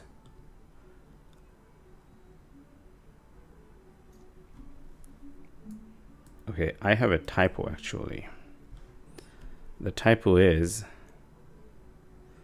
over here. So make sure that you don't have any typo. There should be an underscore. Let's go ahead and check it now, and you'll see that it created this one. We can just remove this. This is something we don't need. All right. Okay. And we can also skip this guy over here. And skip this guy. It's going to create issues. All right. Because this migrated Dart keep records of all the table that you create. And when you do migrations, it tries to either recreate or destroy. Okay, so that's why you need this. All right. Anyway, so now this is our migration table, and within it we need to create some field, and most of the field would be based on this this class over here, authenticate auth class. So auth class has these things: name, tokenable ID, token, and created at. Okay, so here we'll have name we can use virture, and tokenable ID we can use int, big int, and the token itself we can also use virture, and created at is date time. We need to update it at, deleted at. These are the fields that we need to create, and let's go ahead and do that. So it looks like here we also already have a timestamp. So this is a new version, I guess. Then over here we can use a char, if you remember from the earlier lessons. So for this one here, we could say name, and name itself would be length. Was it the length? Yes, length 255. Yeah, good to go. And what else? Let's see, we also need tokenable ID. Now I think that should be big int, this one. All right, and all you need to do, give it a name, tokenable ID. All right, and after that, these are the few fields that we need. I do believe that would be it, because this one would create the timestamps automatically, created and updated at. Okay, one thing we can create which is called deleted at. So here we'll have, I guess, date time and a name deleted at. All right, so let's go ahead and save. Now let's go ahead and clear, and what I need to do, Vania migrate. I think this is the only thing that we need to do, but I do believe that if you do it, it would erase the user table, and we have to register a new user again. Yes, hit enter. So migration started. So it created a new users table, which means that it dropped the earlier one. And then it also created personal access tokens table. Let's go ahead and check them. So this is our Vania furniture API. And we have, do see that we have this. Let's see if we can refresh. We have more tables or not. Okay, now we have this two tables, which is personal access tokens and this one. Okay, and if you do select rows, I believe that it cleared everything. That's a problem. And then over here, of course, there's a new one. We have name, tokenable ID, created at, deleted at. All right. And from here, I do believe that we have a problem. I think we are missing the token itself. Okay, so it's fine. Since we are here, we can create char token and then length, say token itself 64 characters. Save it, and we can run the migrate one more time. Now this is a problem with migration command because it erases everything early. So you should only be using it during development, not in production mode, because in production mode, if you use it, it's gonna delete everything that you have created early. All right, so let's go ahead and refresh. And okay, let's try it from here. Select rows. No, we don't see this token here. Let's make sure that we done it correctly. Char token length. Looks like the field token has not been created. And we need to check why not. So now here we see that token has been created after running this command migrate fresh. So it has to do with the command line itself. So maybe it had internal storage memory and it didn't expire. I mean, maybe it had in the local storage it was fixed. Once you run the fresh command, this one, it remove everything and rerun, and then we see that the token itself has been created over here. So yes, these are the things that we needed. And if we go ahead and check the properties, okay, nullable, this is fine, and unsigned integer AI, and these are all correct. And over here, tokenable ID, I believe this is also has to be unsigned integer, which means all positive. And the token itself has to be unique as well. So we need to make sure that they are not repeated. It's very important that tokens are different. And I think that's all. So let's go ahead and apply. All right, apply. Okay, cool. So with this, we are done. And then make sure that you don't have this one as non-nullable, otherwise you'll get error. And let's do apply. Okay, close.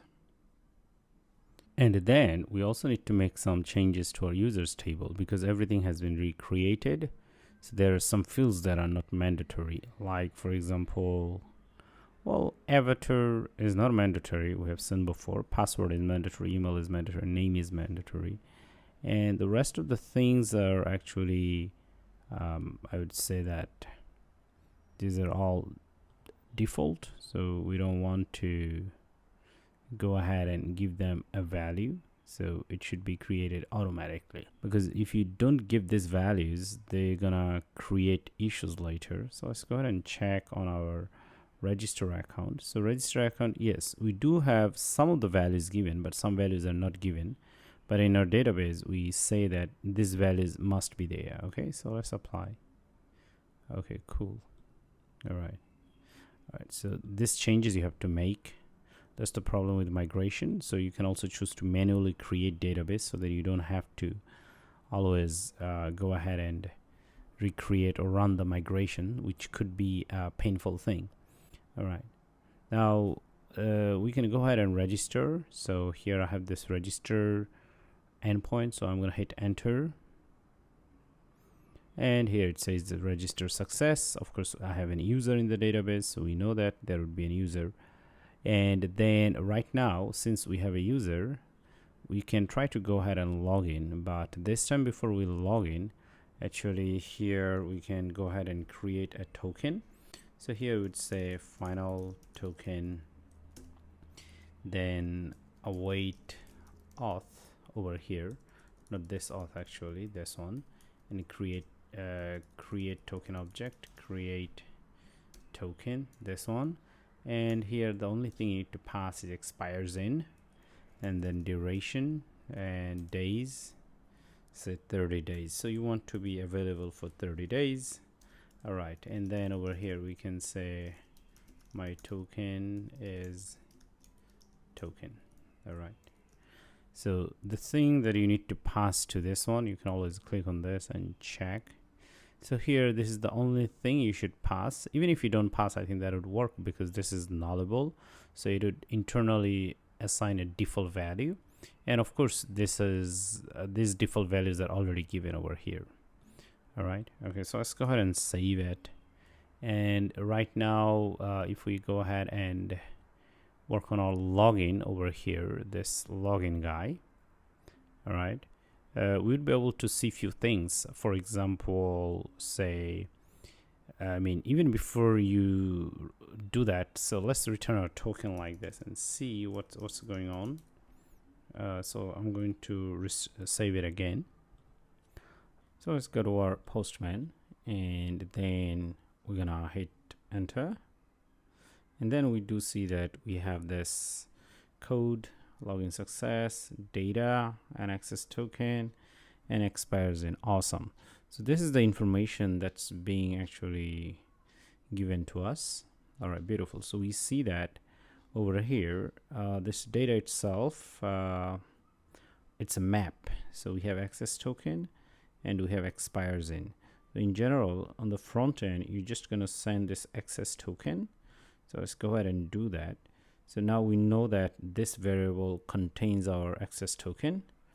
All right, and we also printed it over here, as you can see. Well, then let's go ahead and continue to work. So here we're gonna create a string type variable, and we're gonna call it access token as token. And because this is a map, so here we can access as access token. This is the one that we want to have over here.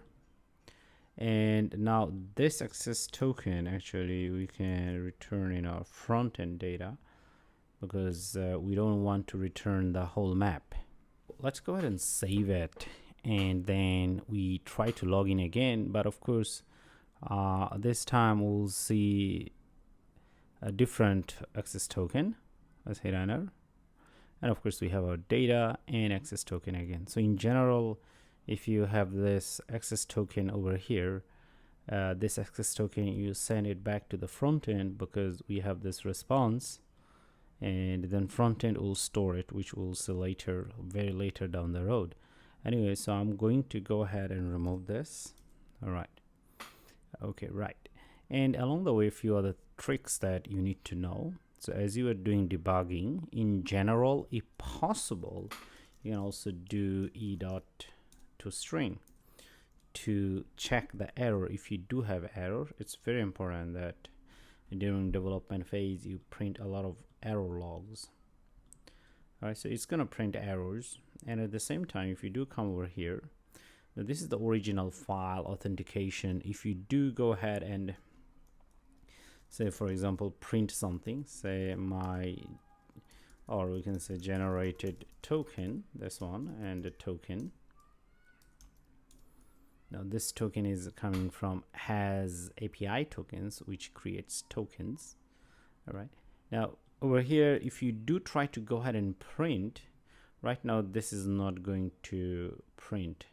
The reason is because this is the source file, and this source file, the way Vania works, it doesn't reload during hot reload. So if we make any changes, like for example, say we made a change, the server is restarting, but the source files, they don't get, the original source file, they don't get restarted during hot reload. So you need to close this, and then over here you need to restart it from the scratch. And then if we hit enter, of course, send over here, we'll see a new token. And not only that, over here you see my generated token, this one, which is being printed over here. So yes, you can put as many logs as possible. Definitely that's very helpful. All right, let's go ahead and close this because we don't need the log there. So we're going to restart everything from here now. So with this, we are done with this 2 endpoints, and always make sure that you check out the code from the resources section. Okay, so now in this part, we are going to create another endpoint. So let's come over here inside our API route over here. Now over here, we're going to do a router, and this time actually we can put a put method because we are going to update our password, and here we're going to call it update password. If you forget your password or you want to update your password, now AuthController update password, and we don't have this, we're going to save it anyway. And let's come over here. Okay, right. So once again, for this, I'm going to copy our login method, and we'll change part of the information over here so that we don't need to rewrite everything. Okay, so let's put it here, and then we're gonna call it update password. Update password. Okay, now a few things that we are doing. If you want to update password over here, so all this information, whatever we had already, actually we can keep them as they are. Up to this, we don't have any issues. We don't have any issues here as well. We don't have any issues here as well. Okay, now once again,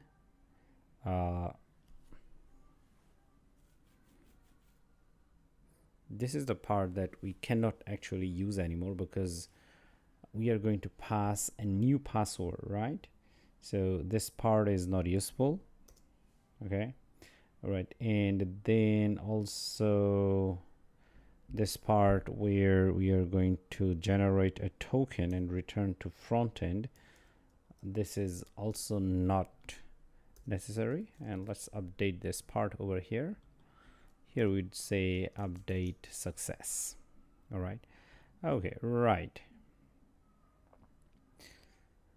And now this time, let's go ahead and do like this: await and user dot query. So we're gonna run a query over here where there is this email, and on that we can call this update method. Okay, and here you need to mention what you want to update. Say for example, you want to update password, so over here you're gonna write password. Okay, and then we have to take the new password. Now for this one, we know that we can use hash method, hash this one dot make, and then whatever the password we had early. Now this part is same as registration, because in registration we also used hash make. So if you go ahead and take a look at the top, this is login. So yeah, you need to hash it before you save it. Okay, all right. Now let's go back to our endpoint, which is at the very end over here. Now this is the pretty much part that actually you need to work around with.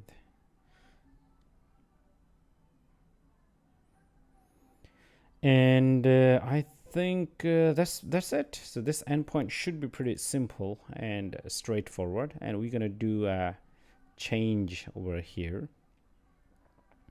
I mean, sorry, not a change, a test.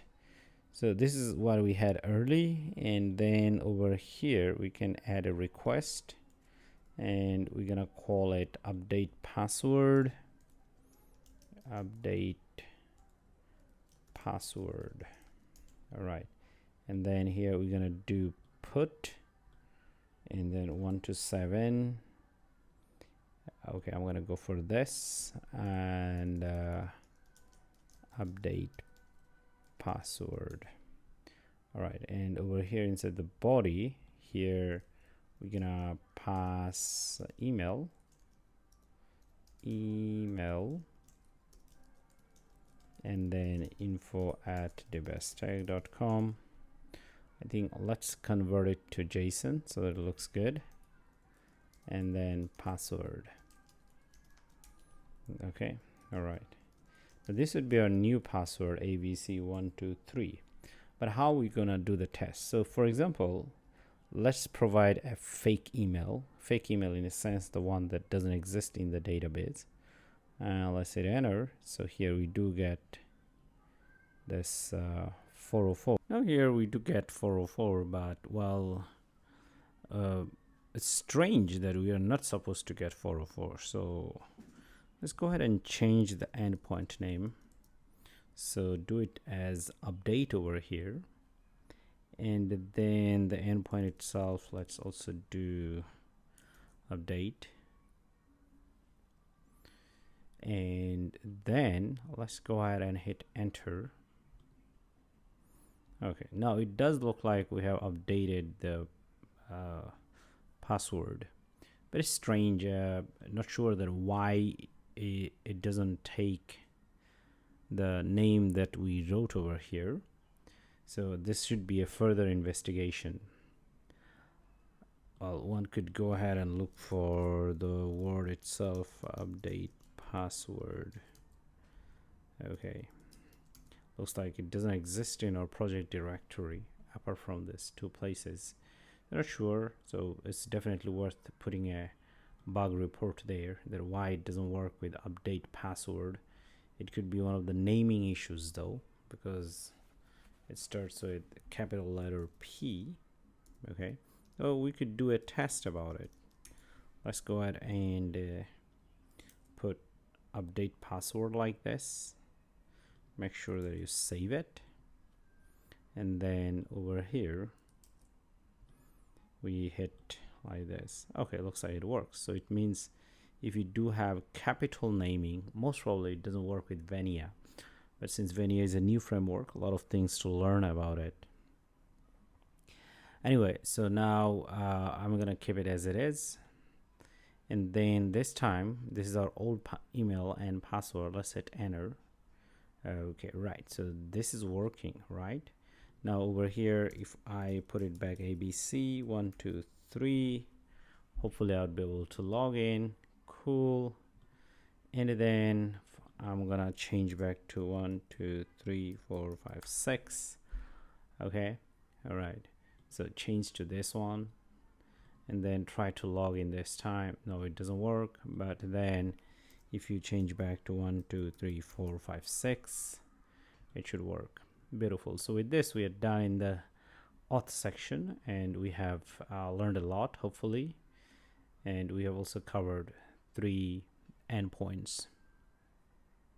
Even though our course is heavily focused on building Dart API, but we'll still be covering a little bit how to quickly build our backend so that you can play around with this API and backend. And of course, as I said, that eventually we'll also see the Flutter side.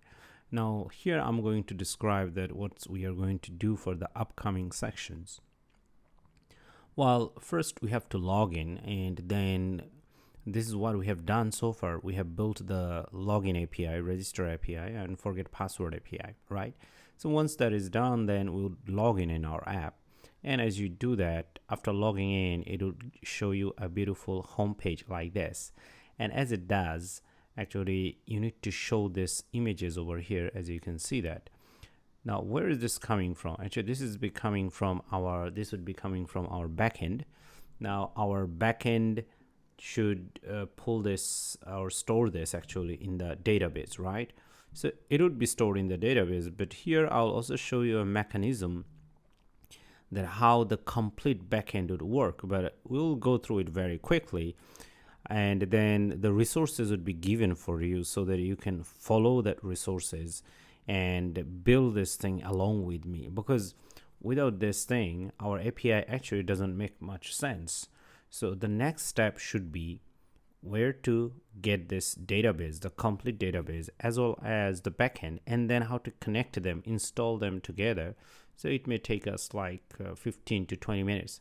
So let's go ahead and get started. So now, to be able to work with our backend and a complete new database, you'll have these two files, so you can download them from the resources section, and if you're watching on YouTube, you should download it from our website. Anyway, so this is the database and this is the complete one. Okay, so what I'm going to do, I'm going to click on this and unzip it. Now, of course, I have renamed the database complete furniture database, because eventually you'll see that it is showing a furniture UI on your Flutter side. So that's why I named it this one. And then of course I'm going to unzip this one, this admin panel.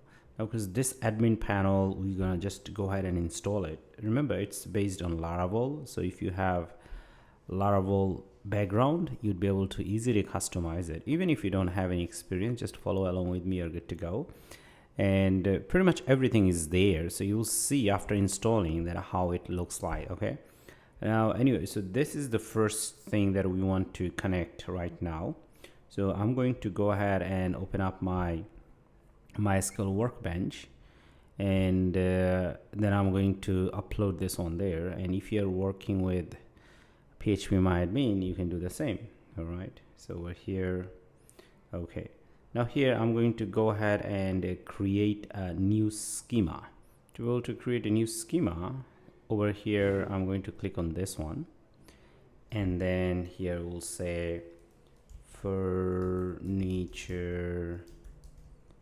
database. Okay, and then I'm going to apply.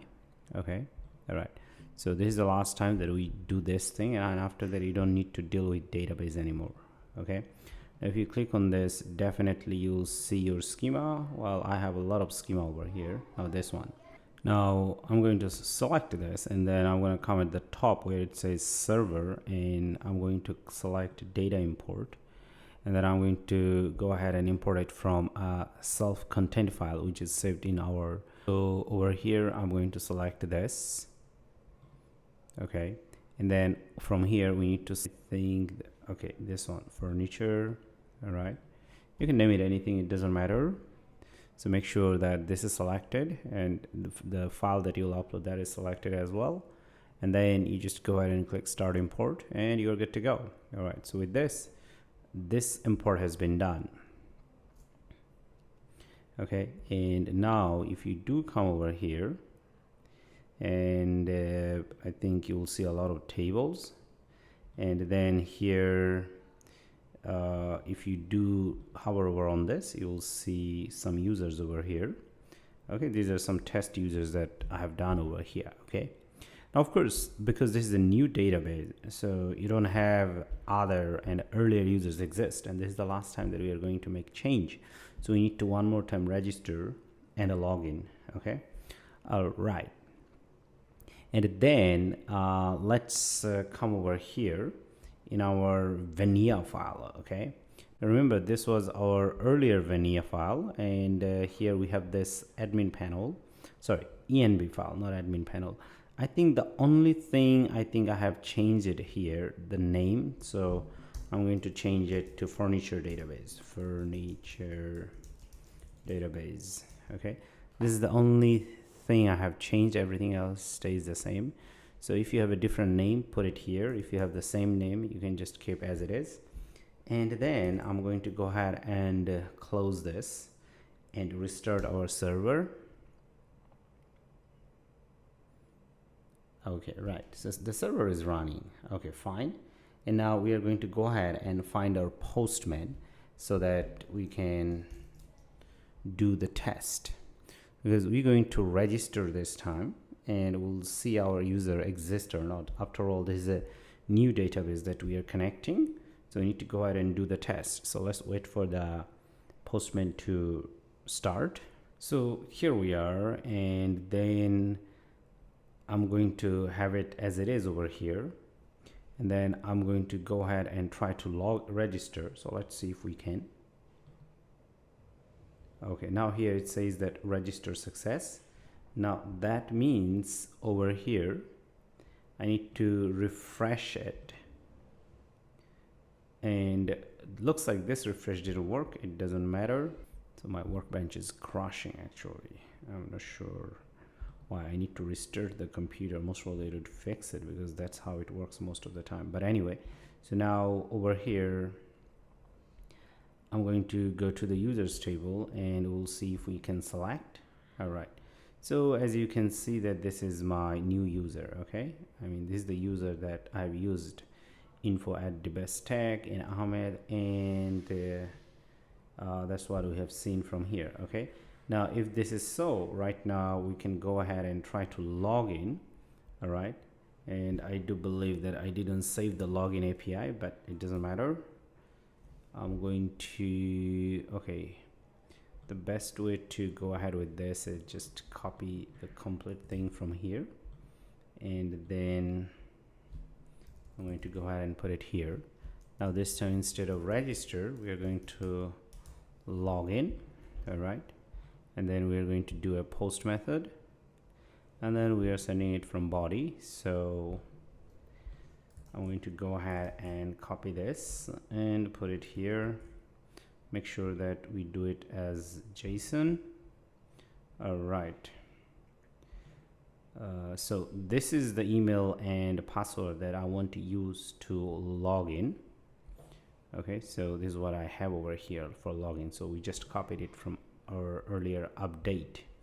All right, now hopefully we'd be able to log in. So let's go ahead and hit it. Hit sign, and if we do that, we are supposed to see that it returns our token. Okay, right. So here it says login is successful. Okay, and that means that we also have a token in our database. So this part is working. All right, in next section we'll see how to go ahead and install our admin panel. So let's go ahead and work on the admin panel. Now, to be able to work on the admin panel, you need to have this one. Make sure that you have.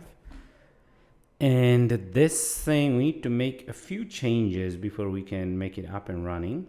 It's not really about installing, just a few changes. Okay, so let's come over here. You don't need to go through it. Okay, all you need to do, come over here and change part of the information that we want to locally connect with. So over here, this app URL, we need to change it. So I'm going to change it to 127.0.0.1.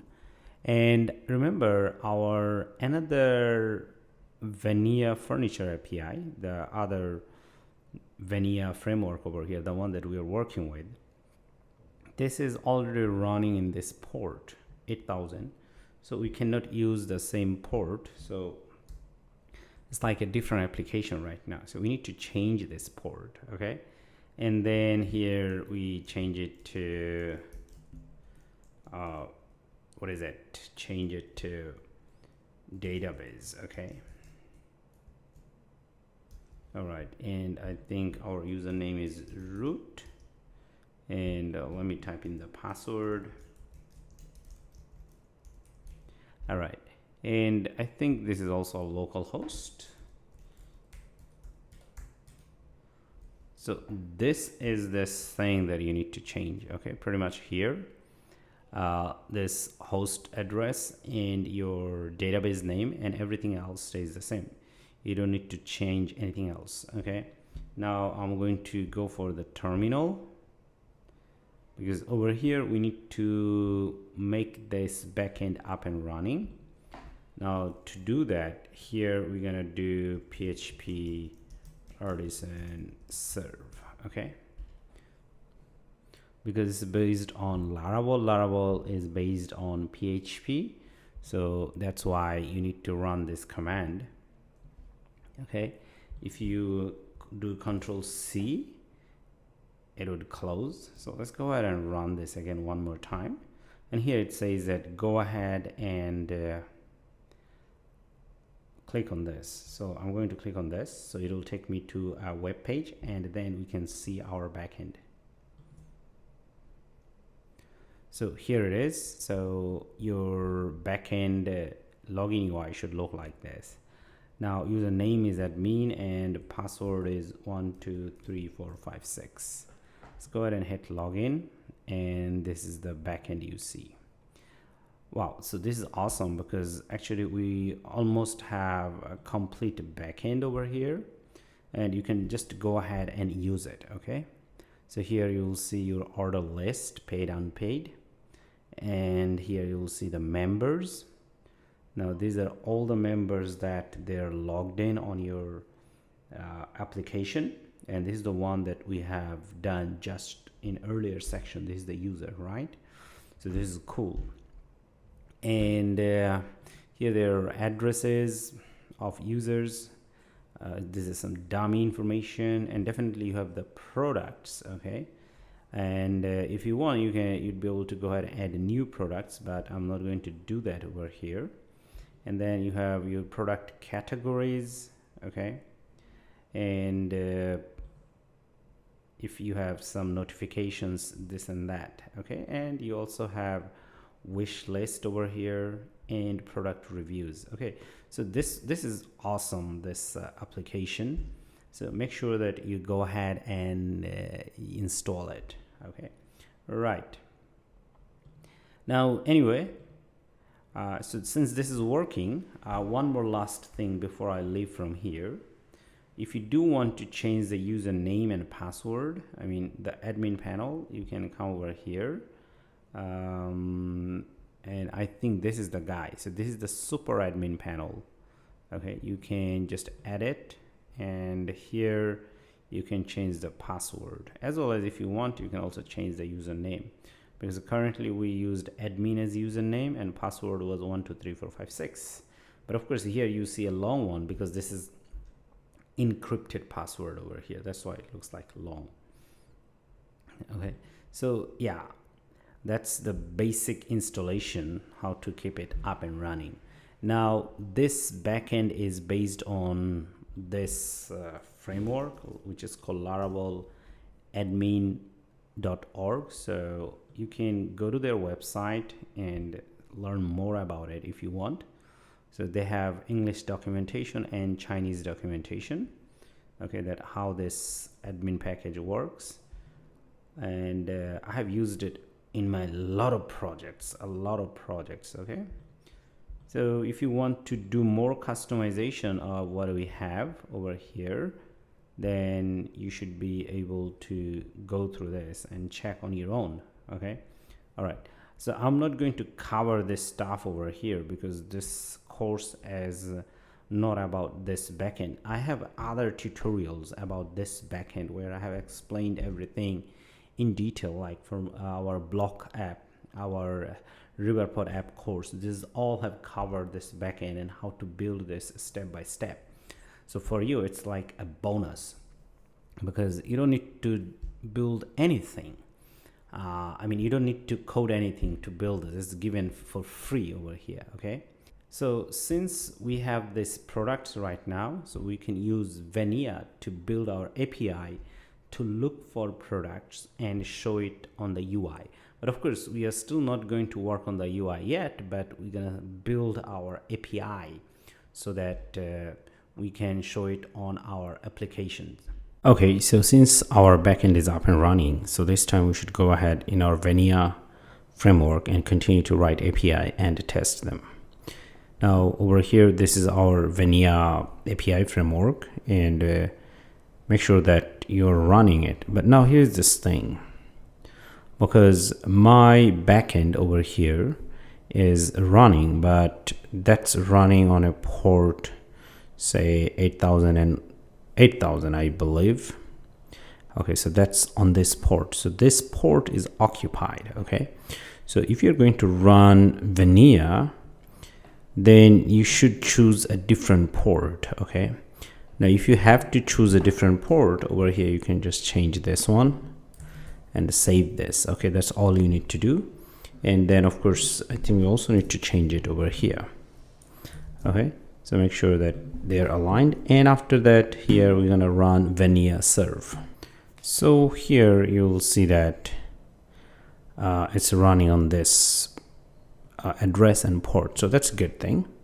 All right, then I'm going to open another terminal, and over here actually we are going to make a controller. Okay, because earlier we have seen that our home page will have a lot of products, and for that reason we need to have new controllers, and in that controller we are going to separate all of our APIs.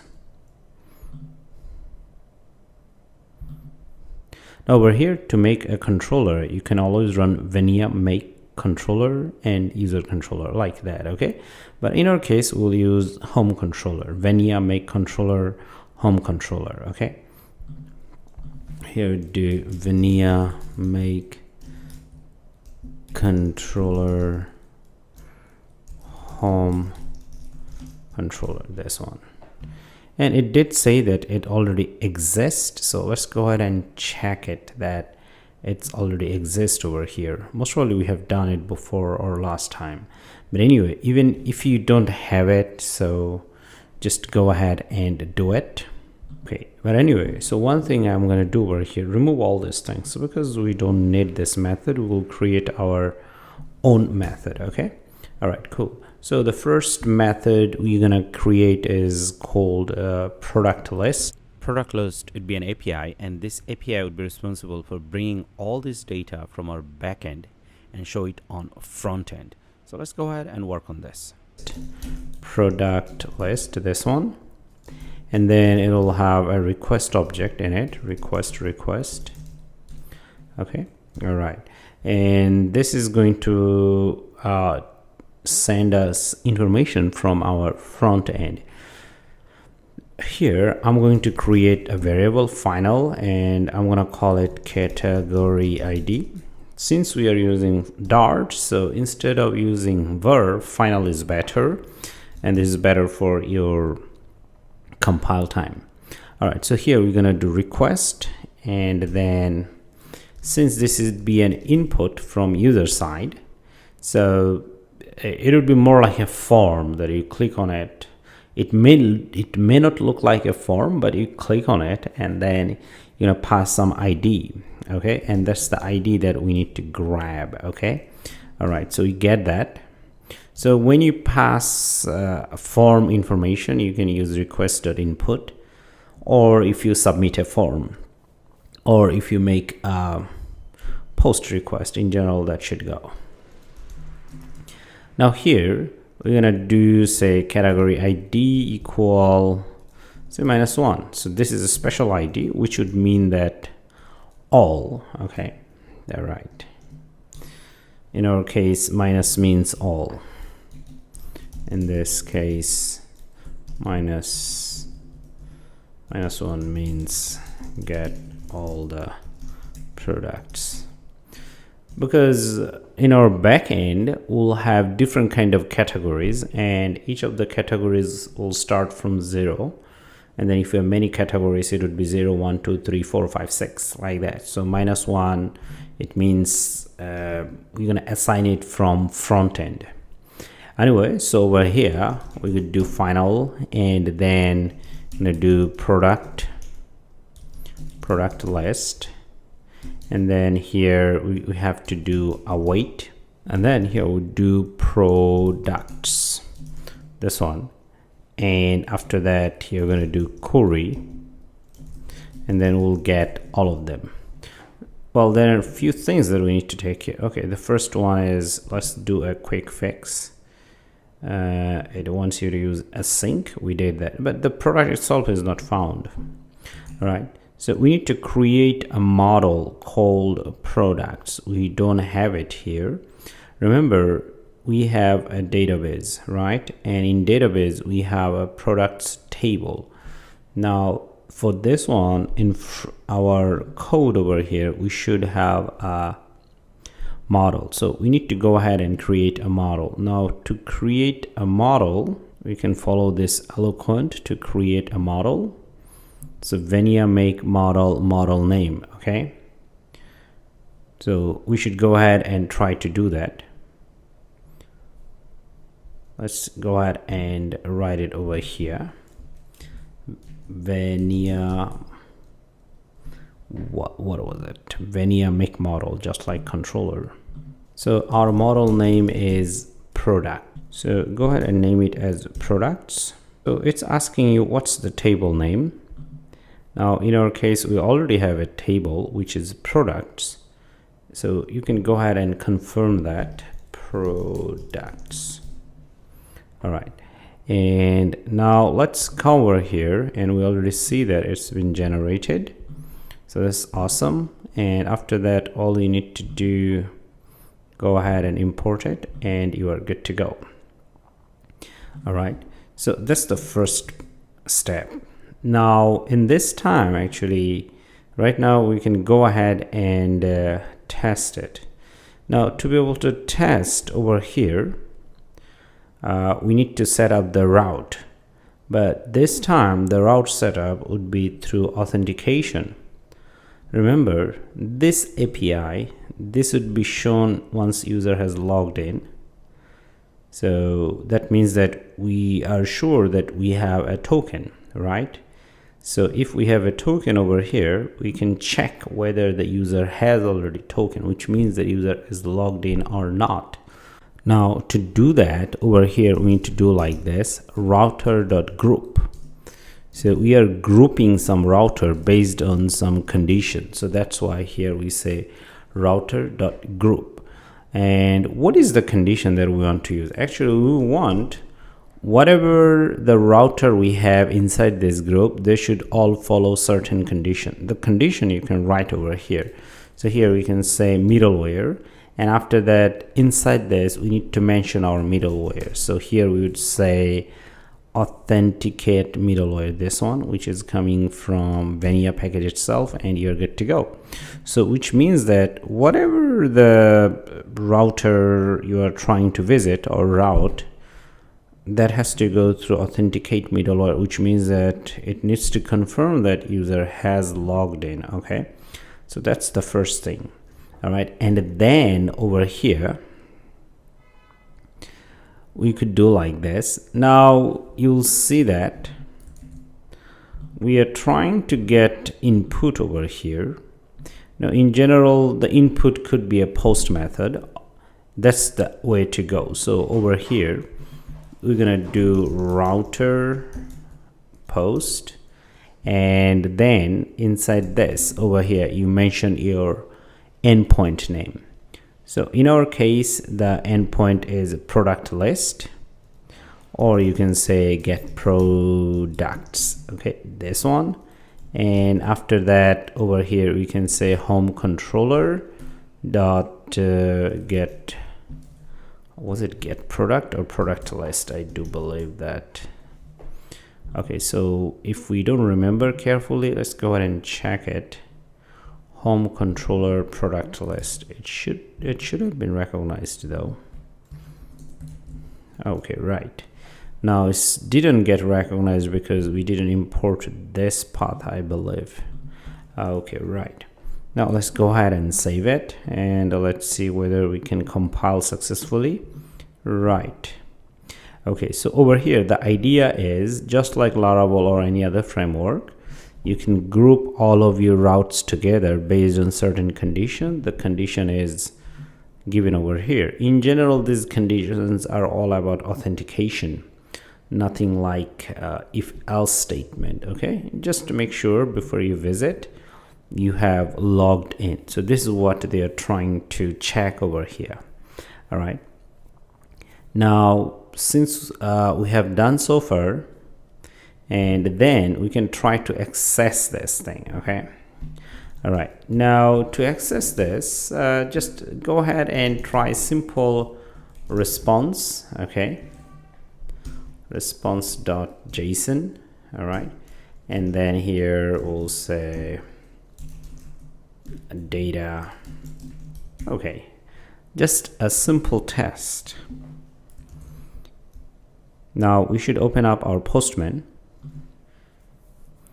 Now previously this was our authentication section. Now over here we are going to create a new module, and here we can say home, just like this, and I'm going to close them, save changes. These are the earlier ones. I may need to keep the login because I don't think that I have the token available. Now inside this over here, I'm going to add a new request. Okay, and the request itself, we can say get products. Okay, for now I'm going to use post, and it doesn't really matter. And over here I'm going to do 1 to 7. Okay, it looks like it popped up, and then over here 0 1.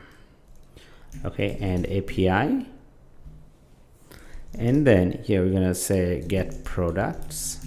Okay, now this should be able to hit this, and if it doesn't, the only reason would be that you haven't provided the token. Okay, apart from that, I don't think we have any issues over here.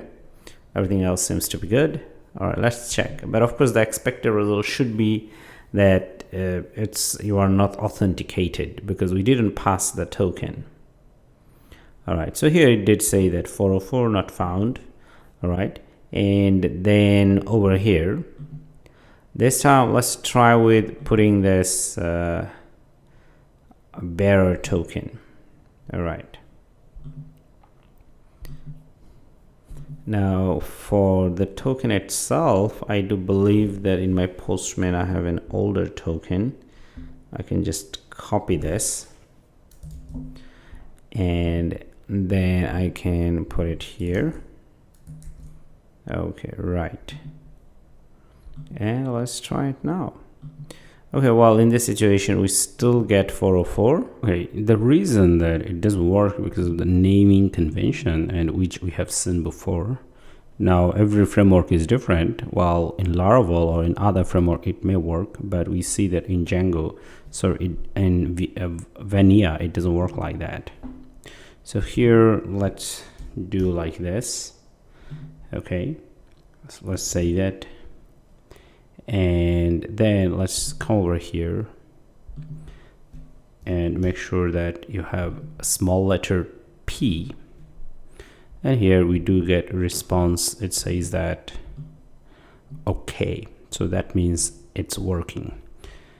Okay, now one of the things that I could do over here, since it doesn't work like this, we can actually change the naming conventions for Vania because it's not very clear. So here we could do update password and get products.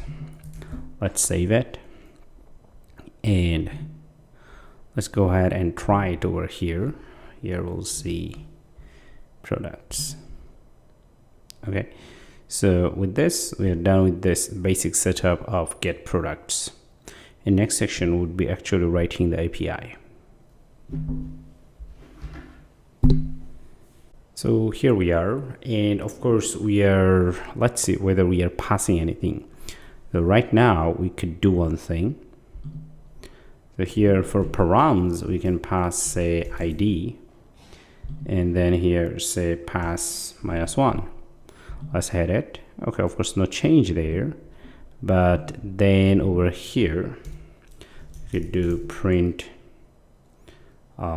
category ID. Okay, category ID, right? You can just simply go ahead and print that.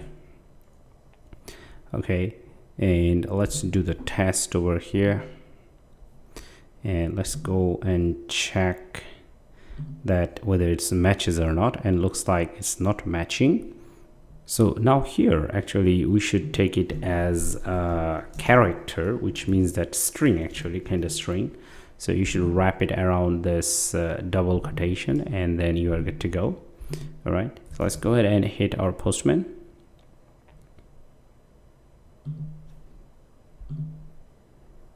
All right, but I don't think that we have anything printed over here. So here we could do print and product list.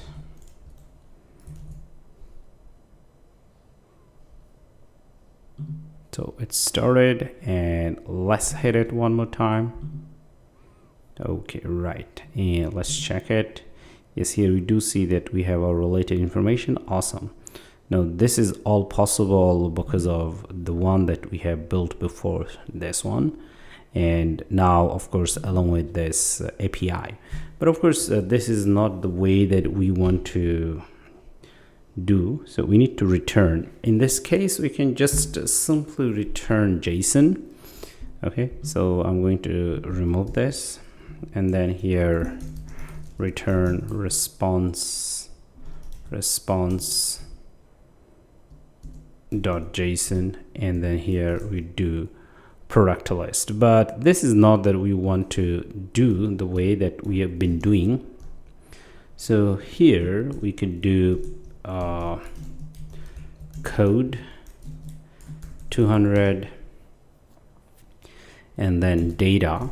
So here we do data product list, and then over here we could do message MSG success. All right, okay, and then return. And let's go ahead and try it over here. And here we do see that we have nice formatted data. We should have 4 of this.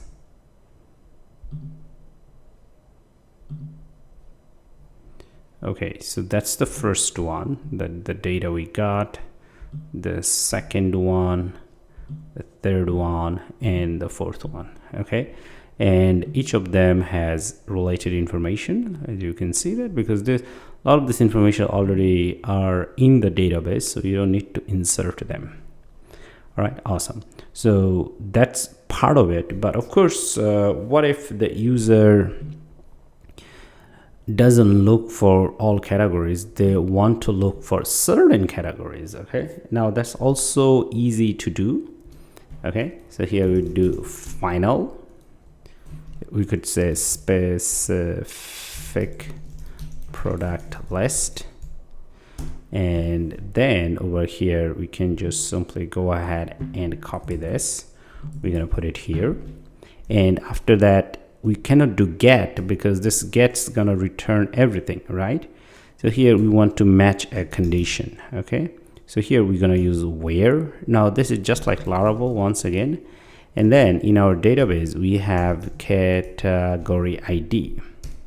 Okay, that one, and this one we want to match with whatever the category has been sent from our user. Okay, this one, and then we get all of them. So first we match, and then we return all of them. Okay, all right, so in that case over here we can once again simply copy this, and let's put it here like this, and then specific product list, we can replace it. All right, now over here get success getting all products. Okay, and then over here success getting a specific product list, all product list. Okay, right, cool. Okay, so let's restart the server, and this is what we did early. Now what if we pass 0? Okay, so let's see what do we get. It looks like with 0 we don't have anything. Okay, all right, and what if we do 1, and looks like we have a response, and we have 2 items for this. and then here let's pass 2. Okay, we also have an item. So you understand, as you increase your product, so they should be here available. So with this, we are almost done building this. So all we need to do, wrap it around try catch block, and this would help you to catch any error if you have. So I'm going to cut this one over here, and then I'm going to put it inside try catch and the error E, and we're going to return server error, and usually we're going to return whatever is there. So here we're going to return server error. Okay, so code 500 over here. All right, data empty, error getting data, error getting data. All right, so let's do this one, and then over here we return 500, and let's be same over here. And since we are okay over here, we can simply return 200. All right. All right, so these are the few of the items, but what if you don't have anything? For example, let's see, I think we already did that. Okay, I think we did like 0 if the category is not found. Okay, all right.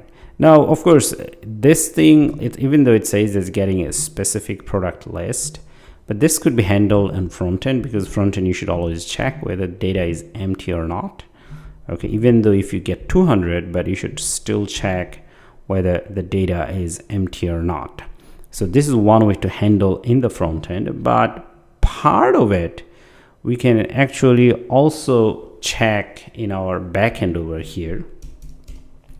All right, so if you don't have any data at all, okay, so you can return a specific message from here.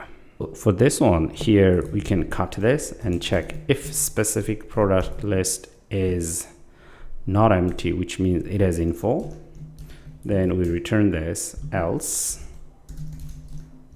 here we can keep this data. Well, we don't return anything, and then no category found, nothing found in the database.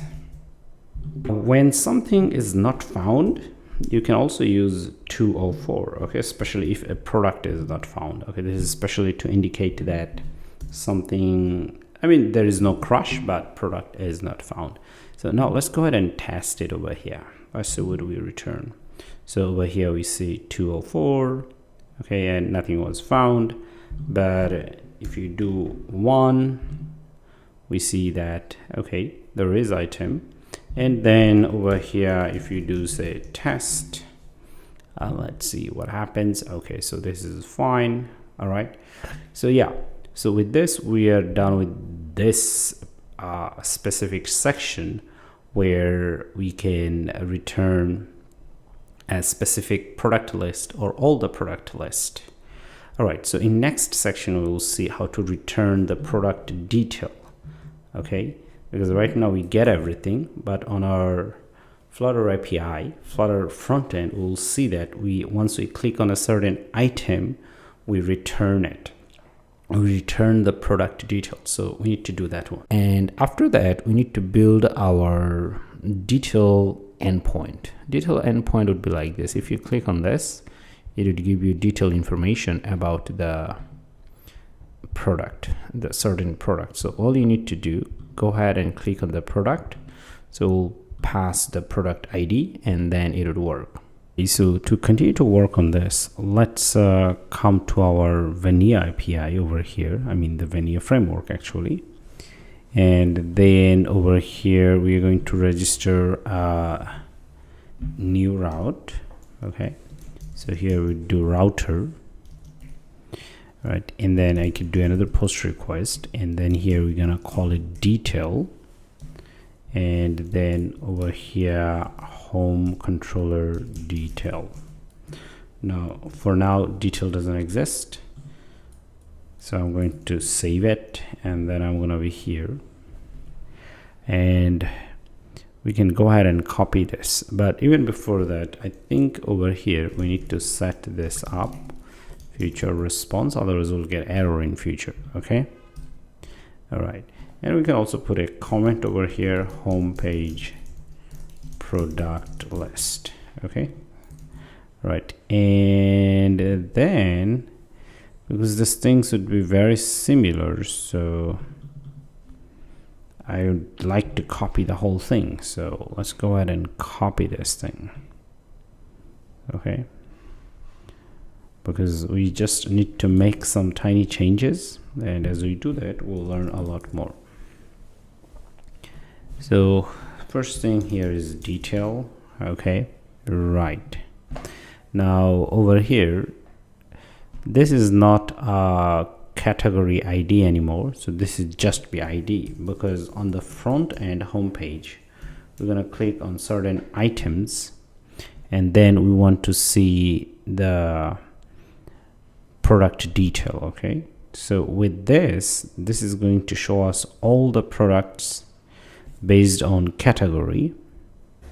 But here, once you have the category and once you have the products, you click on that and we'll start to open it. Okay, so that's why we have this one. Now over here, okay, so first thing, we don't need this thing. Okay, so that's the first one. Here we're gonna check like this, if ID equal null. Okay, if ID is equal null, so over here we can return a response. Now I do believe that, okay, copy part of this ID. All right, and you didn't send anything for one.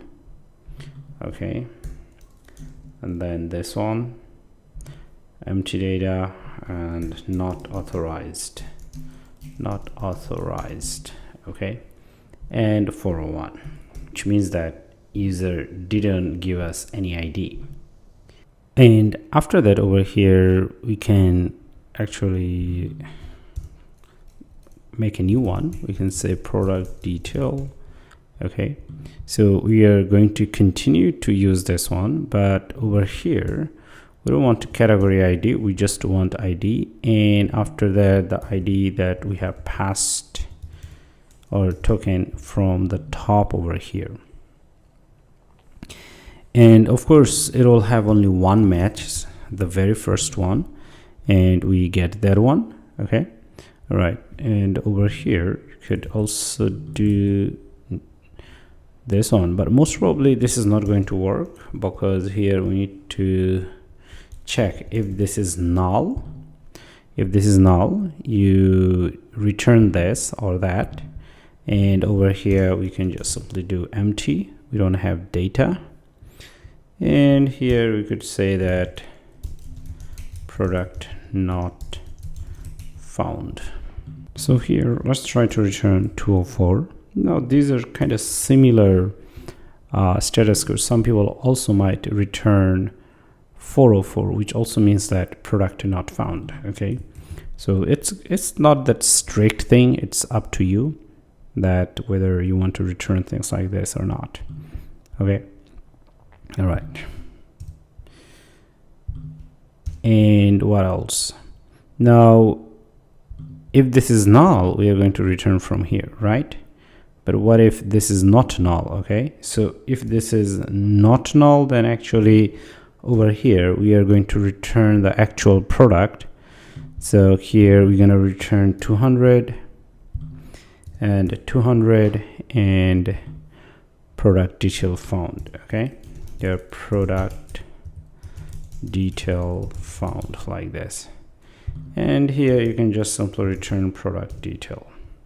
All right, let's go ahead and save it.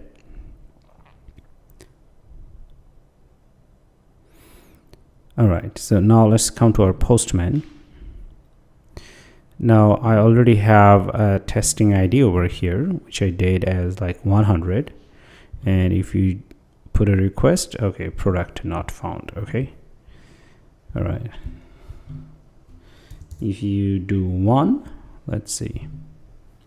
Okay, this is a product detail found. So awesome. So far so good, and it's working. By the way, you should always make sure that you have this authorization header, otherwise you might not get the exact expected result, and you might end up getting some strange result. That's very important to know.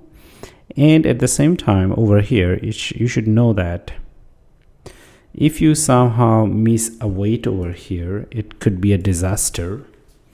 Okay, so let me show you. Everything was okay, but then if you somehow miss that, okay, so this kind of strange thing. Okay, so it falls to that product detail found. The reason is because when you do this is not equivalent to null. Okay, so here you need to have a weight. So await helps you, as you can see, that it gives you a nullable map. Okay, but if you do remove that, and over here you can hover over on this, but it's nothing. Okay, and as well as over here, even though it says that it's a future, but over here it is not future. Okay, so that's why here you need to do await like this. Okay, and with this you'd be able to go ahead and actually make it nullable, and then when product is not found, you fall into this category. Okay, all right, you can do one other thing. So let's go ahead and save it, and then let's try it with, say, 100. Okay, because in our database we don't have so many products, but you still get this one. So you see that even if you don't have any ID, but you still get, okay, product found, this and that. Now this happens due to here is missing a weight, because it could never run this condition. Okay, all right, let's go ahead and save this. So with this, our product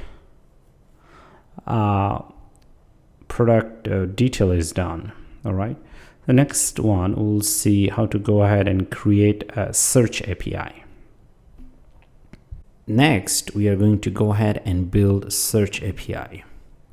Now for search API, over here we'll have some default search values. Okay, you'd be also able to search from here. For example, say search for Honda. All right, like this. So you'd see items like this. Okay, but now when you come here first time, this is the default values. Okay, so anyway, now let's go ahead and build our API. To build our search API one more time, so here I do believe that part of the code that we have over here, we can just go ahead and copy this, and then from here home page search. All right, and now of course we have this error because this endpoint doesn't exist. So here we are going to give it a router over here, router.post, and then here we're going to call it search, and then home page search, and then let's go ahead and change the name search. Now actually, instead of searching by ID, we want to search by title. Okay, searching by title means that when you search over here, say for example Honda, you go ahead and click, you will see this item. Okay, so that's search by title. Okay, you can search a title, and then let me go ahead and check it. Okay, not authorized, this is the correct one. And so if you do a random search, then you might say not authorized. Okay, all right, and then over here, this one, we can change it. We don't need to match any ID or title this time. Even before we match, actually we can put it inside a conditional check over here. Okay, here we could do like this: if title if title is something, and if title is something what init, this value would be sent down from our front end. And from where, once you click on this one, this button will send this init keyword from Flutter front end or anywhere. Okay, and so we're gonna go ahead and do that. Now if this is correct, then I want to put whatever I had over here early, and then we want to query, and we don't want to return everything. We want to limit first 5, and then over here we're gonna return get. Okay, now remember, get always returns list of map over here, as you can see, list of map. And then since it is a feature type, you have to eventually have a wait over here. Okay, all right. And then I do believe I can just simply go ahead and copy this.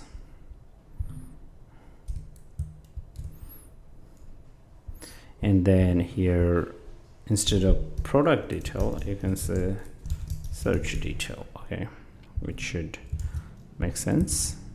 Okay, cool. And then over here, now this would definitely return us some items from our backend, because we would assume that our backend has always some data. Okay, at least these are some default data. Okay, all right. So let's see what else going on. Now if else over here, this section, well, let me go ahead and just remove that first, because this is confusing. So I'm going to remove this. Okay, right. I think it should be also gone. Okay, now the error is gone. Do we have any error? Okay, search.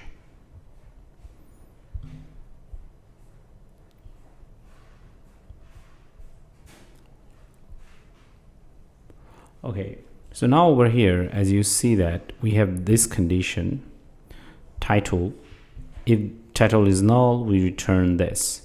If title is init, we return this. So we also need to have a default one, otherwise we will get error, and that's what you see over here. Now how to return a default one? So here we could say final.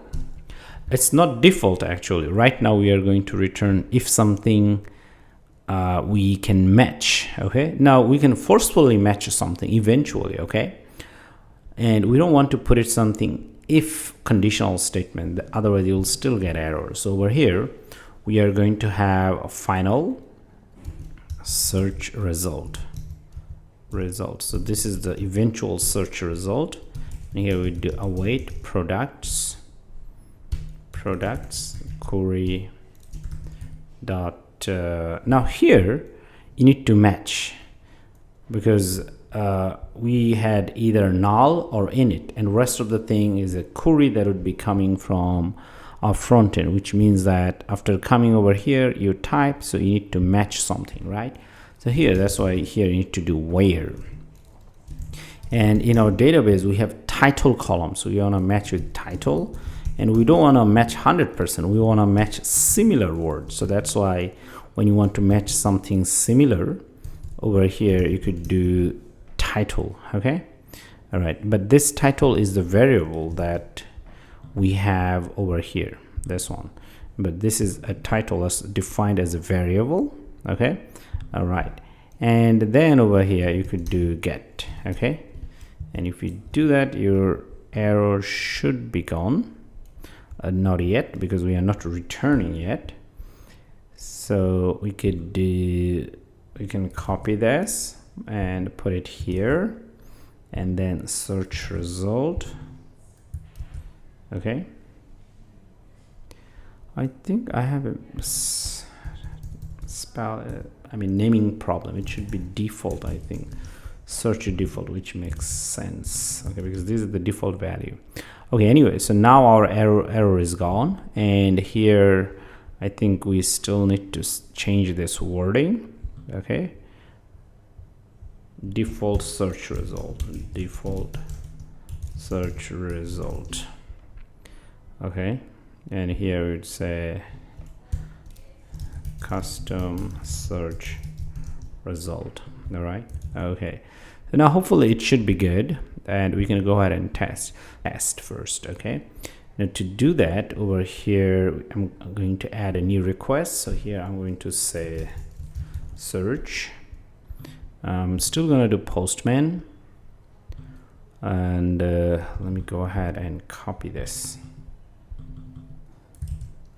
and then I'm going to put it here, and instead of detail here I'm going to have search, and then instead of ID we're going to have title, say chair. All right, so this is the value. I don't think we need to send it like this, string. Okay, and for bearer token, make sure that your token exists. If you don't have one, go ahead and log in and get a new one. All right, okay, cool. So let's go ahead and check that chair. So here, yes, we do see that we have a chair. All right, and say for example you look for fish, and of course custom search result title is fish, which is this one. So it didn't match anything, so it returns us this. And then over here, this one. Now what if we go ahead and try nothing? Okay, no item exists like that. Okay, so okay, so let's go ahead with 401, which is better. Okay, and then I think the naming should be not authorized, searching like that. Okay, now this is perfect. Title. Okay, now with this one you get also a search, which means that actually returning all of them, whatever the items you have in your database, which means even if you don't pass anything, that's more like a default one. But then you could do bad. Let's see if we have bad. I think we have bad, and we have table. I know that we have table. All right, okay, cool. So with this, our search section has been done. Okay, so that's pretty much in our all home page items. Okay, well, in this section we'll see how to build API for this. So we're going to build API for wish list. So here we'll have our wish list, and you can remove from the wish list. This tab would show all the wish list. Okay, and then at the same time, if you want to add a certain item in the wish list, you can just click on this. Okay, so it would add it, but if you click again, it would remove it. Okay, so each wish list actually attached with the product itself. Okay, like let's go ahead and restart our app. And at the same time, we have to make sure that we are logged in. So when we log in, and if you have an item added in the wish list, that would show up. Okay, so let me go ahead and check. Like here, it says that one Tsubishi. And now if you go ahead and click on this, you will see that it is here.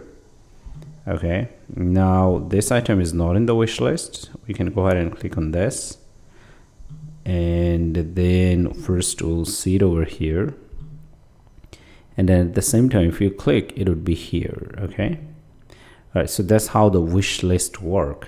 But then we need to go ahead and build API for this section. Now to build API for this wish list, let's come over here. The very first thing we should do over here is going ahead and make a model.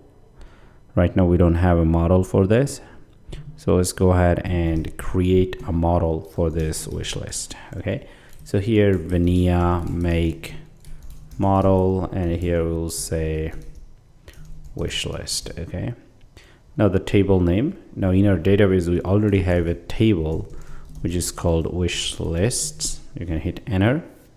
So here we go, and this is our model. This model would work as eloquent. Because of this, we would be able to use some special functions that would be attached to this. All right, like for example, if you have a product model, you can use query, limit, and get. That all possible because this is a model. Model refers to actually an eloquent. Okay, now this concept is from Laravel or any other framework.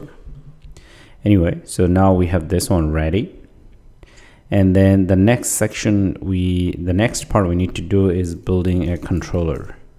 Now, as we have seen from the earlier section, this has to do with our login. So every time you add an item in the wish list, this is connected or bind with the user's personal information. So that would be part of our wish list, would be part of our profile section. Okay, so this time here we are going to go ahead and create a controller called profile. Okay, so over here we would do Vania make controller profile controller. To see that how the naming is done, profile underscore controller. That's how you go ahead and do that. Now here we do see that it already created one. Awesome. Right, and then over here, once again, these are the things that we don't need, so let's go ahead and remove. And we should also remove this and this.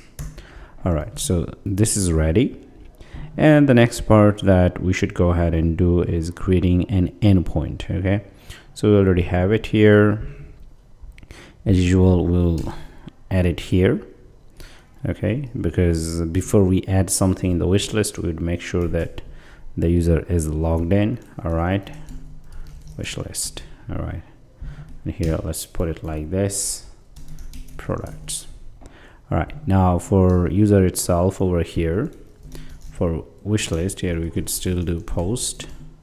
In general, you can do any other type, but post works with everything actually.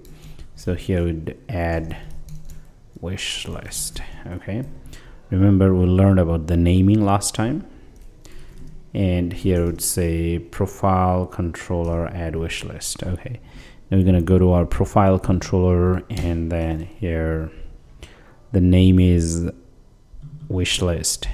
Now in this case, actually we can do add wish list, and this time it could be capital letter. The function name doesn't matter. Okay, right, now this one we should add it over here. So here we're gonna do add wish list. All right, and then as usual over here we're gonna get the request object, request, and then over here the very first thing we would do is final ID. So this would be the product ID that we want to add in the wish list. So here we do request dot input, and then here we're gonna get ID itself. So that would be our product ID. Okay, all right, so over here we're gonna also check that ID exists or not, and then previously we have seen that to check an ID whether it exists or not, we have used 401. So we can just simply go ahead and take this. So this would make our job quick and easy. All right, okay, all right, now the next thing we want to do, so here you're checking that whether it's null or not.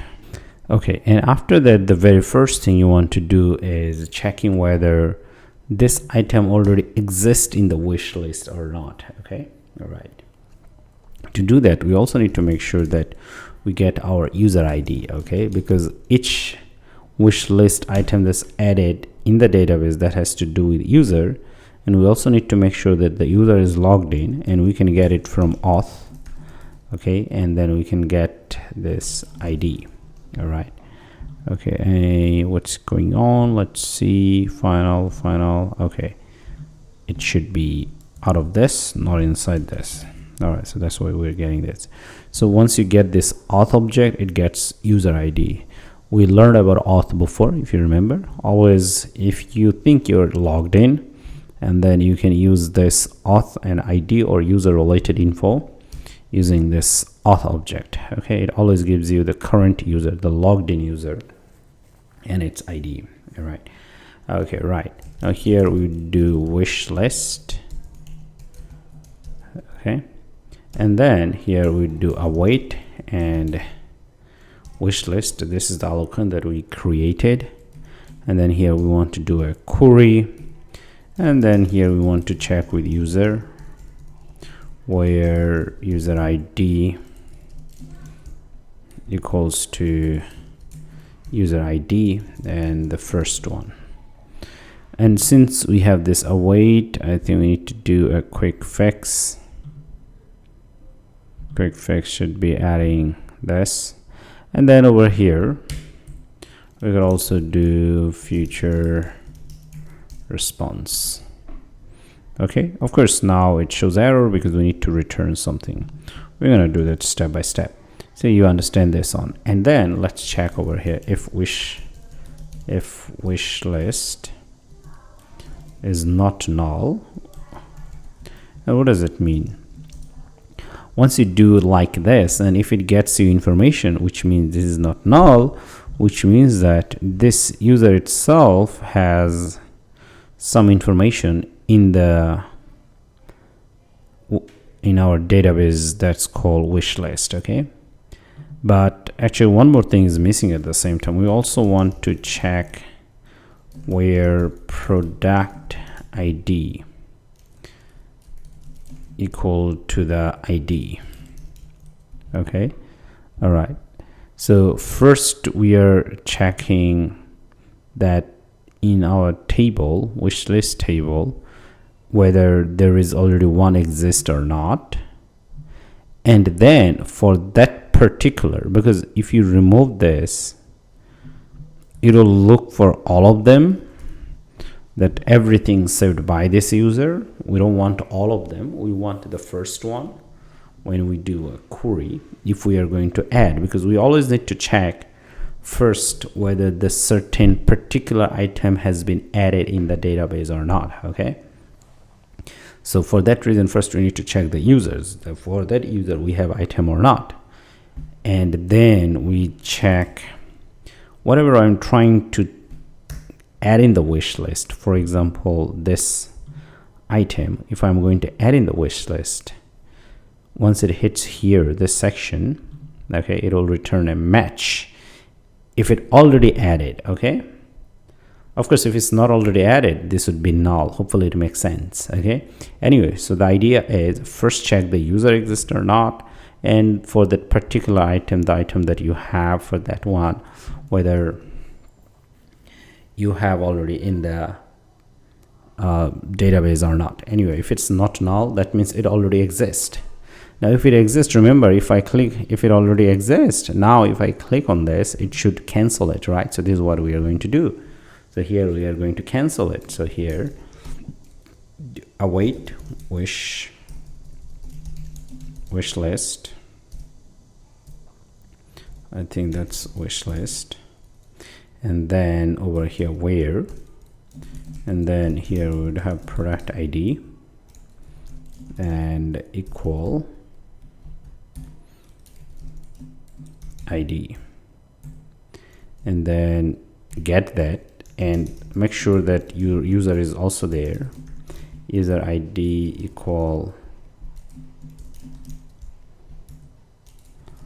user ID, and then here we're gonna call delete function. So it's going to delete that particular item from the wish list. I think we are missing here .query.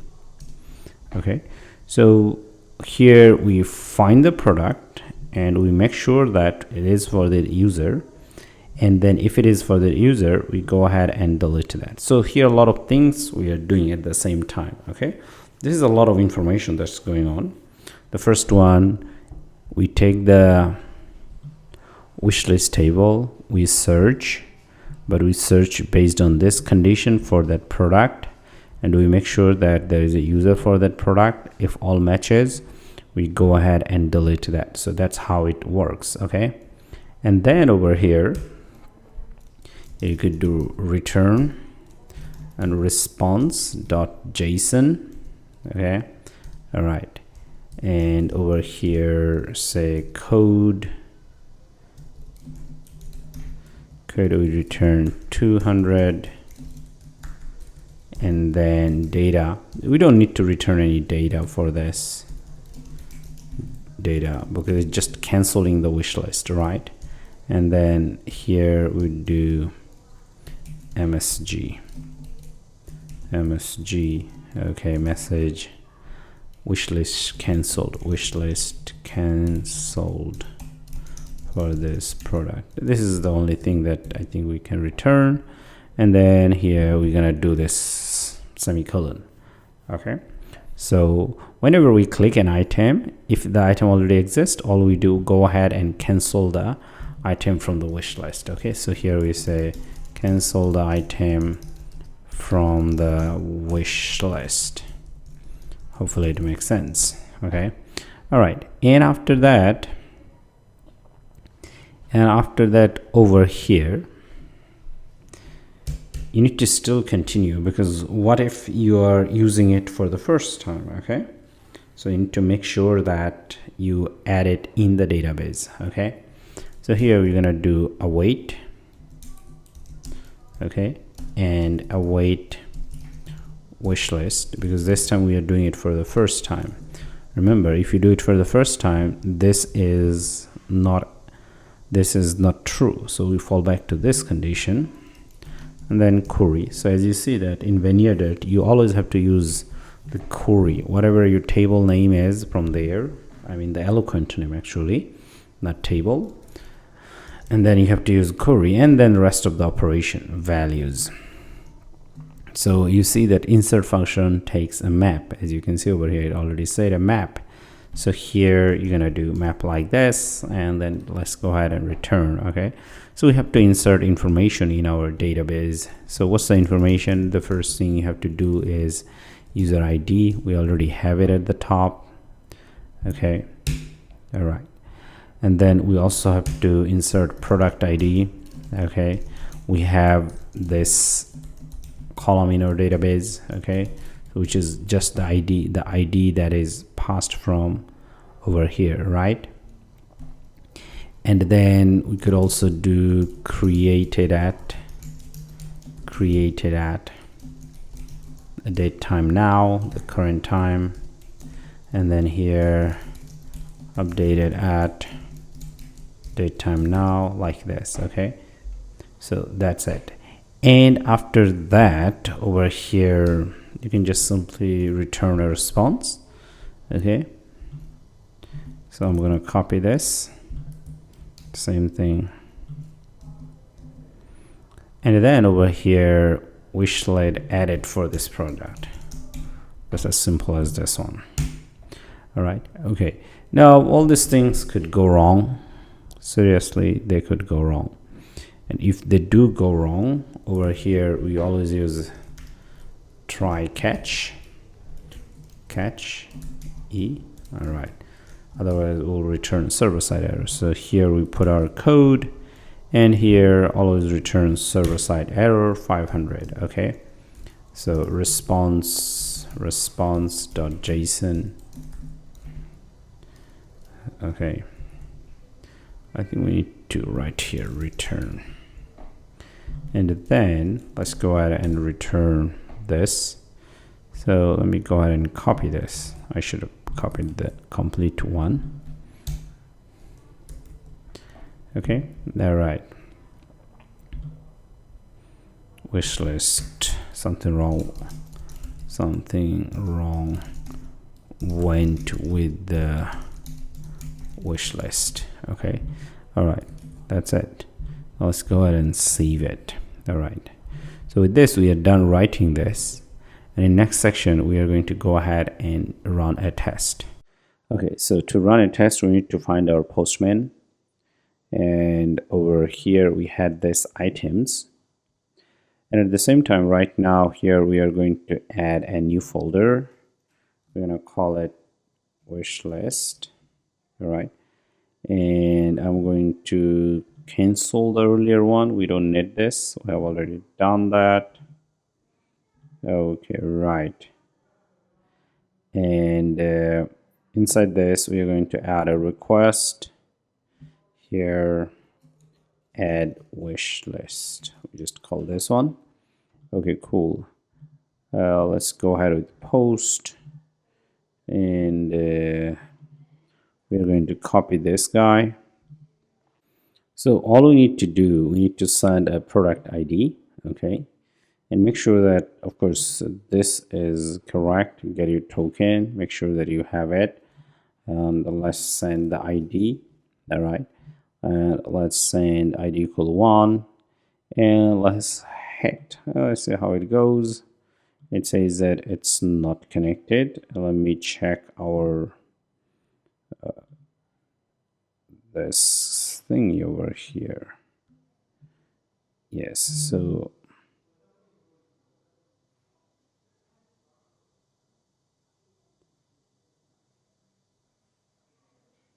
profile controller.js. So I think I have imported something wrong mistakenly. So let's save it.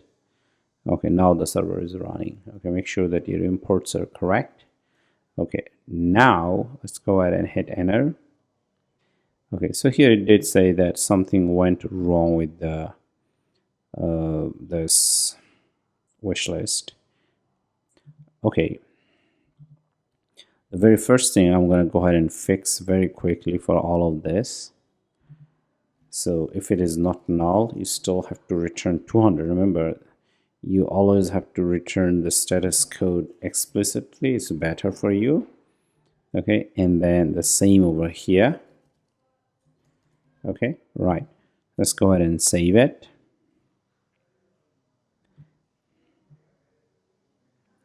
Now it did say that something went wrong. So I'm going to go ahead and return some quick response for debugging purpose. Here I'm going to, well, looks like we didn't have any problem here because it didn't say not authorized. So the problem could be starting from here. Okay, so I'm going to add this debugging point. Okay, so all I do here, I would write point 1. Okay, and I want to save it. It's like a marking point. I'm going to make sure that after this line we don't have any crash. So let's go ahead and hit enter. Okay, so it looks like this line is not a problem. So I'm going to cut this one from here, and I'm going to do this one over here right after this, because here we wrote a lot of stuff. It could be a problem, but then I want to change the name so that it's not repeated. Let's wait for the server to start, and then I'm going to hit enter again. So it looks like we don't have any issue with this line either. Okay, now I'm going to go ahead and run after this, and I'm going to name it point 3. Make sure that it's always fresh. Okay, and then I'm going to hit enter. Point 3 doesn't have any problem. Okay, so right now we understand that the problem most probably is coming from here. Okay, all right, so let's go ahead and do this one. Most probably it failed to insert in our database. Okay, so I'm going to hit run over here point 4, and let's check. Okay, right. So it looks like when we are going to insert it, we have the problem. So let's open up our database over here.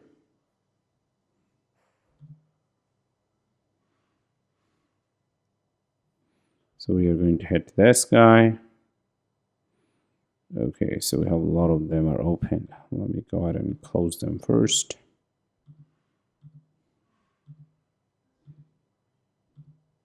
Okay, now these are schema. So here is our table wish list. Let's go ahead and check that.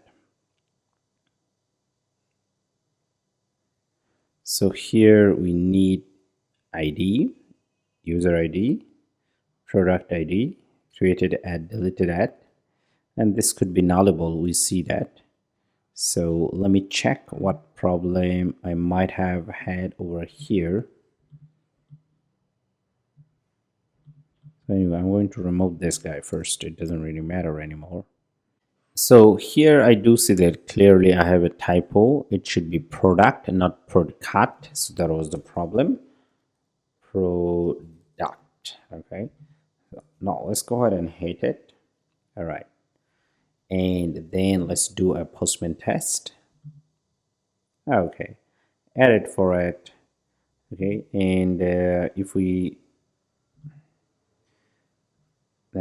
go ahead and revisit, refresh, okay, refresh doesn't work, so I'm going to relaunch it over here, and we see that okay, today is July the 14th, and we see that it's added, user ID is me, and it's a new one. Okay, if you go and see, it's not here. And then if I hit it again, we'll see that it's canceled from the wish list. Okay, so yeah, so the first part of our wish list is working. Okay, so in our next section, we'll see get all the wish list for our user.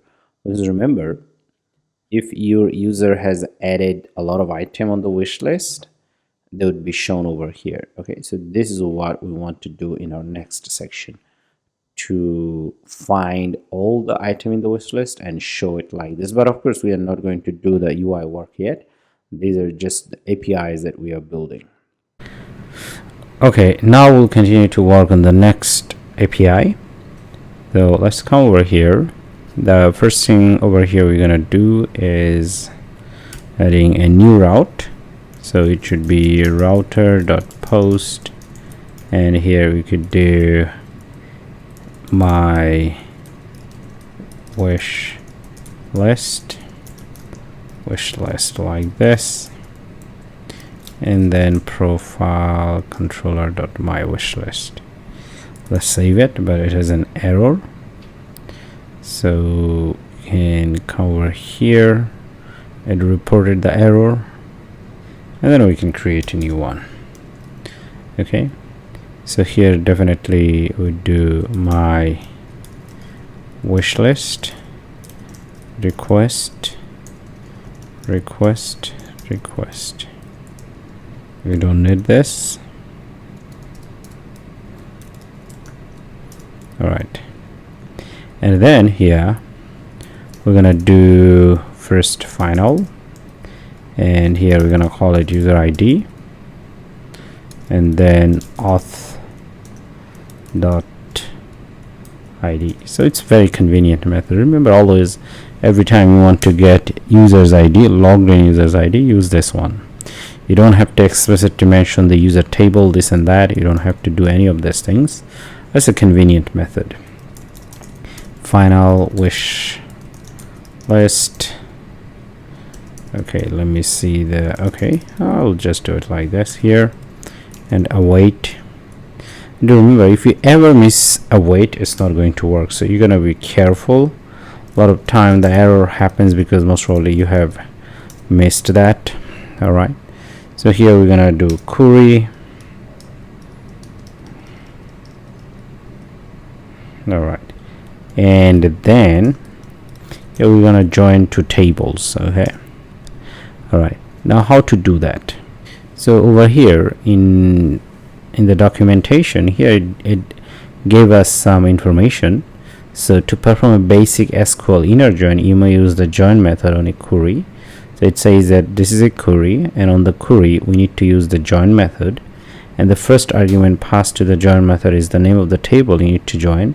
So this is the name of the table that we need to use, and then while the remaining arguments specify the columns constraints for the join. Okay, now here it's saying that okay, these are the constraints. Constraints means that the condition. Okay, all right, and how does the condition work? So we also have to know this one. So this is the table that I want to join, and this table we want to join with this user table. Okay, and then what do we do over here? We say that from this table we get user ID, and that user ID should match the user ID of this table. So that's what we did over here. Now we're going to do exactly the same thing over here. So here we need to mention our table name. The table that we want to use over here is called product table. So that products table we want to join with this one. Alright, and then over here we're going to put constraints. Constraints means condition. So here we're going to do products.id, this one.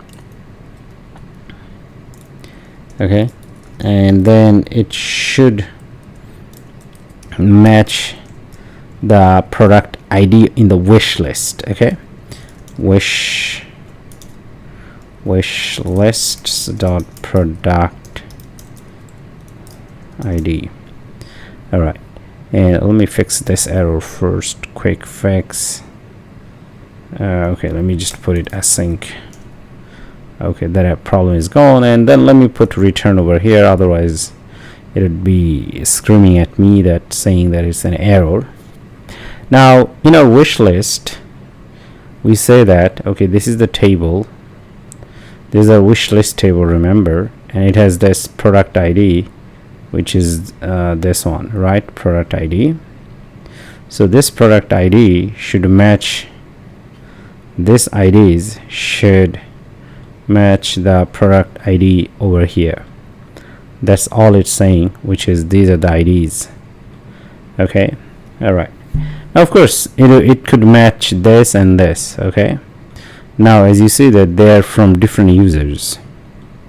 So if we just leave the condition as it is right now, that product ID of this should match this, then we'll get a result, we'll get a matching result where we'll see that everything here comes. Okay, we'll do the test in Postman. I'll show you that what I mean by that. Okay, so we need to add additional condition, right? And for that one over here you could use select. Okay, now select, inside this here we say okay, select everything from products table. Okay, everything from products table, like this. So this is our products table. Okay, and select everything from the products table, and then over here where we have this column, and here inside this here we could do it like this, wish lists dot user ID. Here we could do like this, and then we would do user ID like this one. Okay, all right, and then we would do get means return all of this. Now here it is kind of strange. I'll explain more when I'm done with this test. I mean when I'm done with this return statement. So return your response dot JSON, and then of course just like this, and then over here you're going to return code 200 data wish list, and then message returned wish list.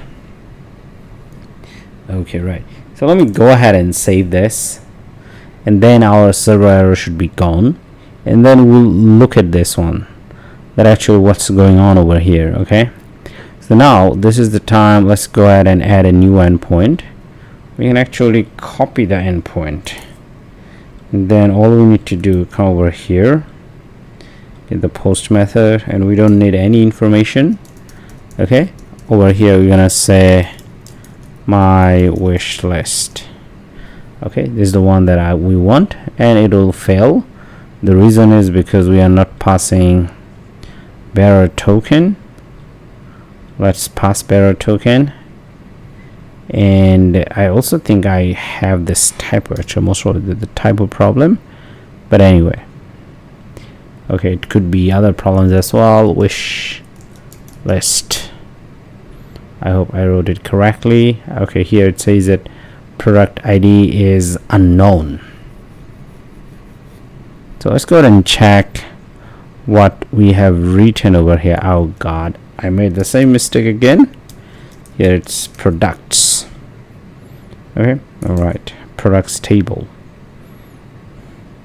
So here the duck become cuts, not sure why though, but anyway, so let's go ahead and try it. So here it says that, okay, it doesn't return anything, right?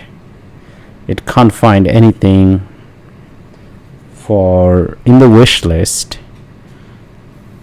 like over here. So it can't find two matches between this table and this table where there is a wish list. And why?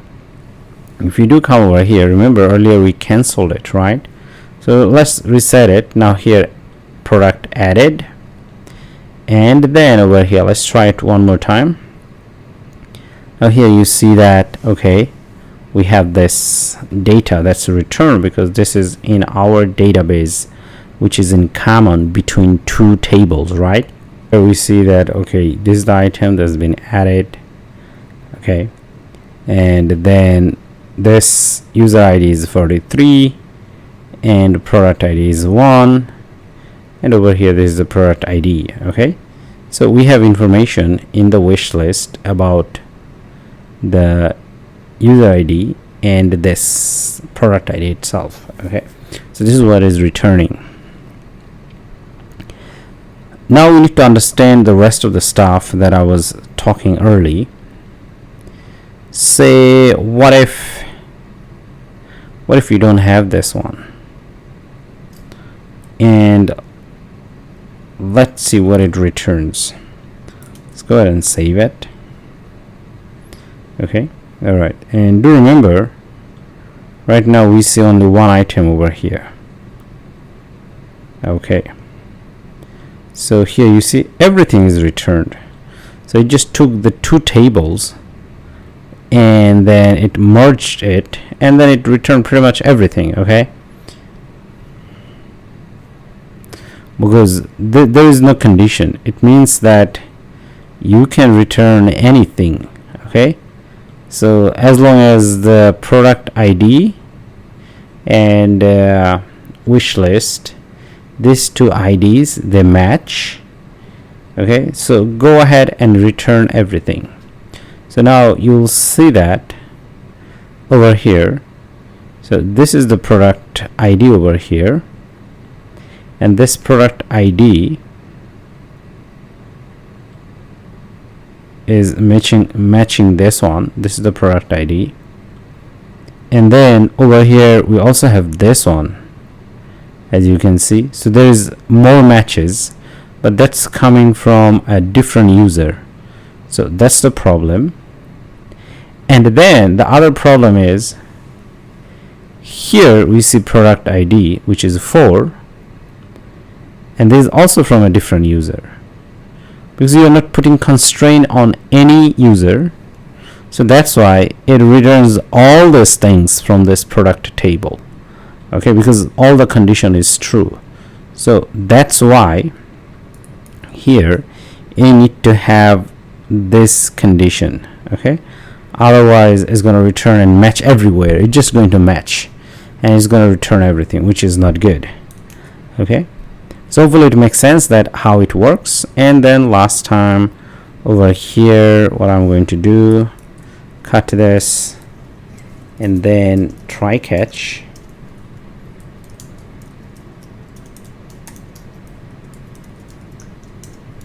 Alright, so we're going to put it here like this. Okay, cool. And then make sure that our response is feature type, because after all we'll make a network call. And then we're gonna copy this, put it here, make sure that you put 500, and here 500, and here 500. And of course, if we have error, will not have any data, couldn't return a wish list. So here we'd say could not return a wish list. Make sure capitalize this, returned wish list. Okay, all right. So before we wrap up, let's go ahead and work on this. Let's do the test one more time. Okay, beautiful. So hopefully this time we'll only see one item, because only one matches, rest they don't match. Okay, all right, cool.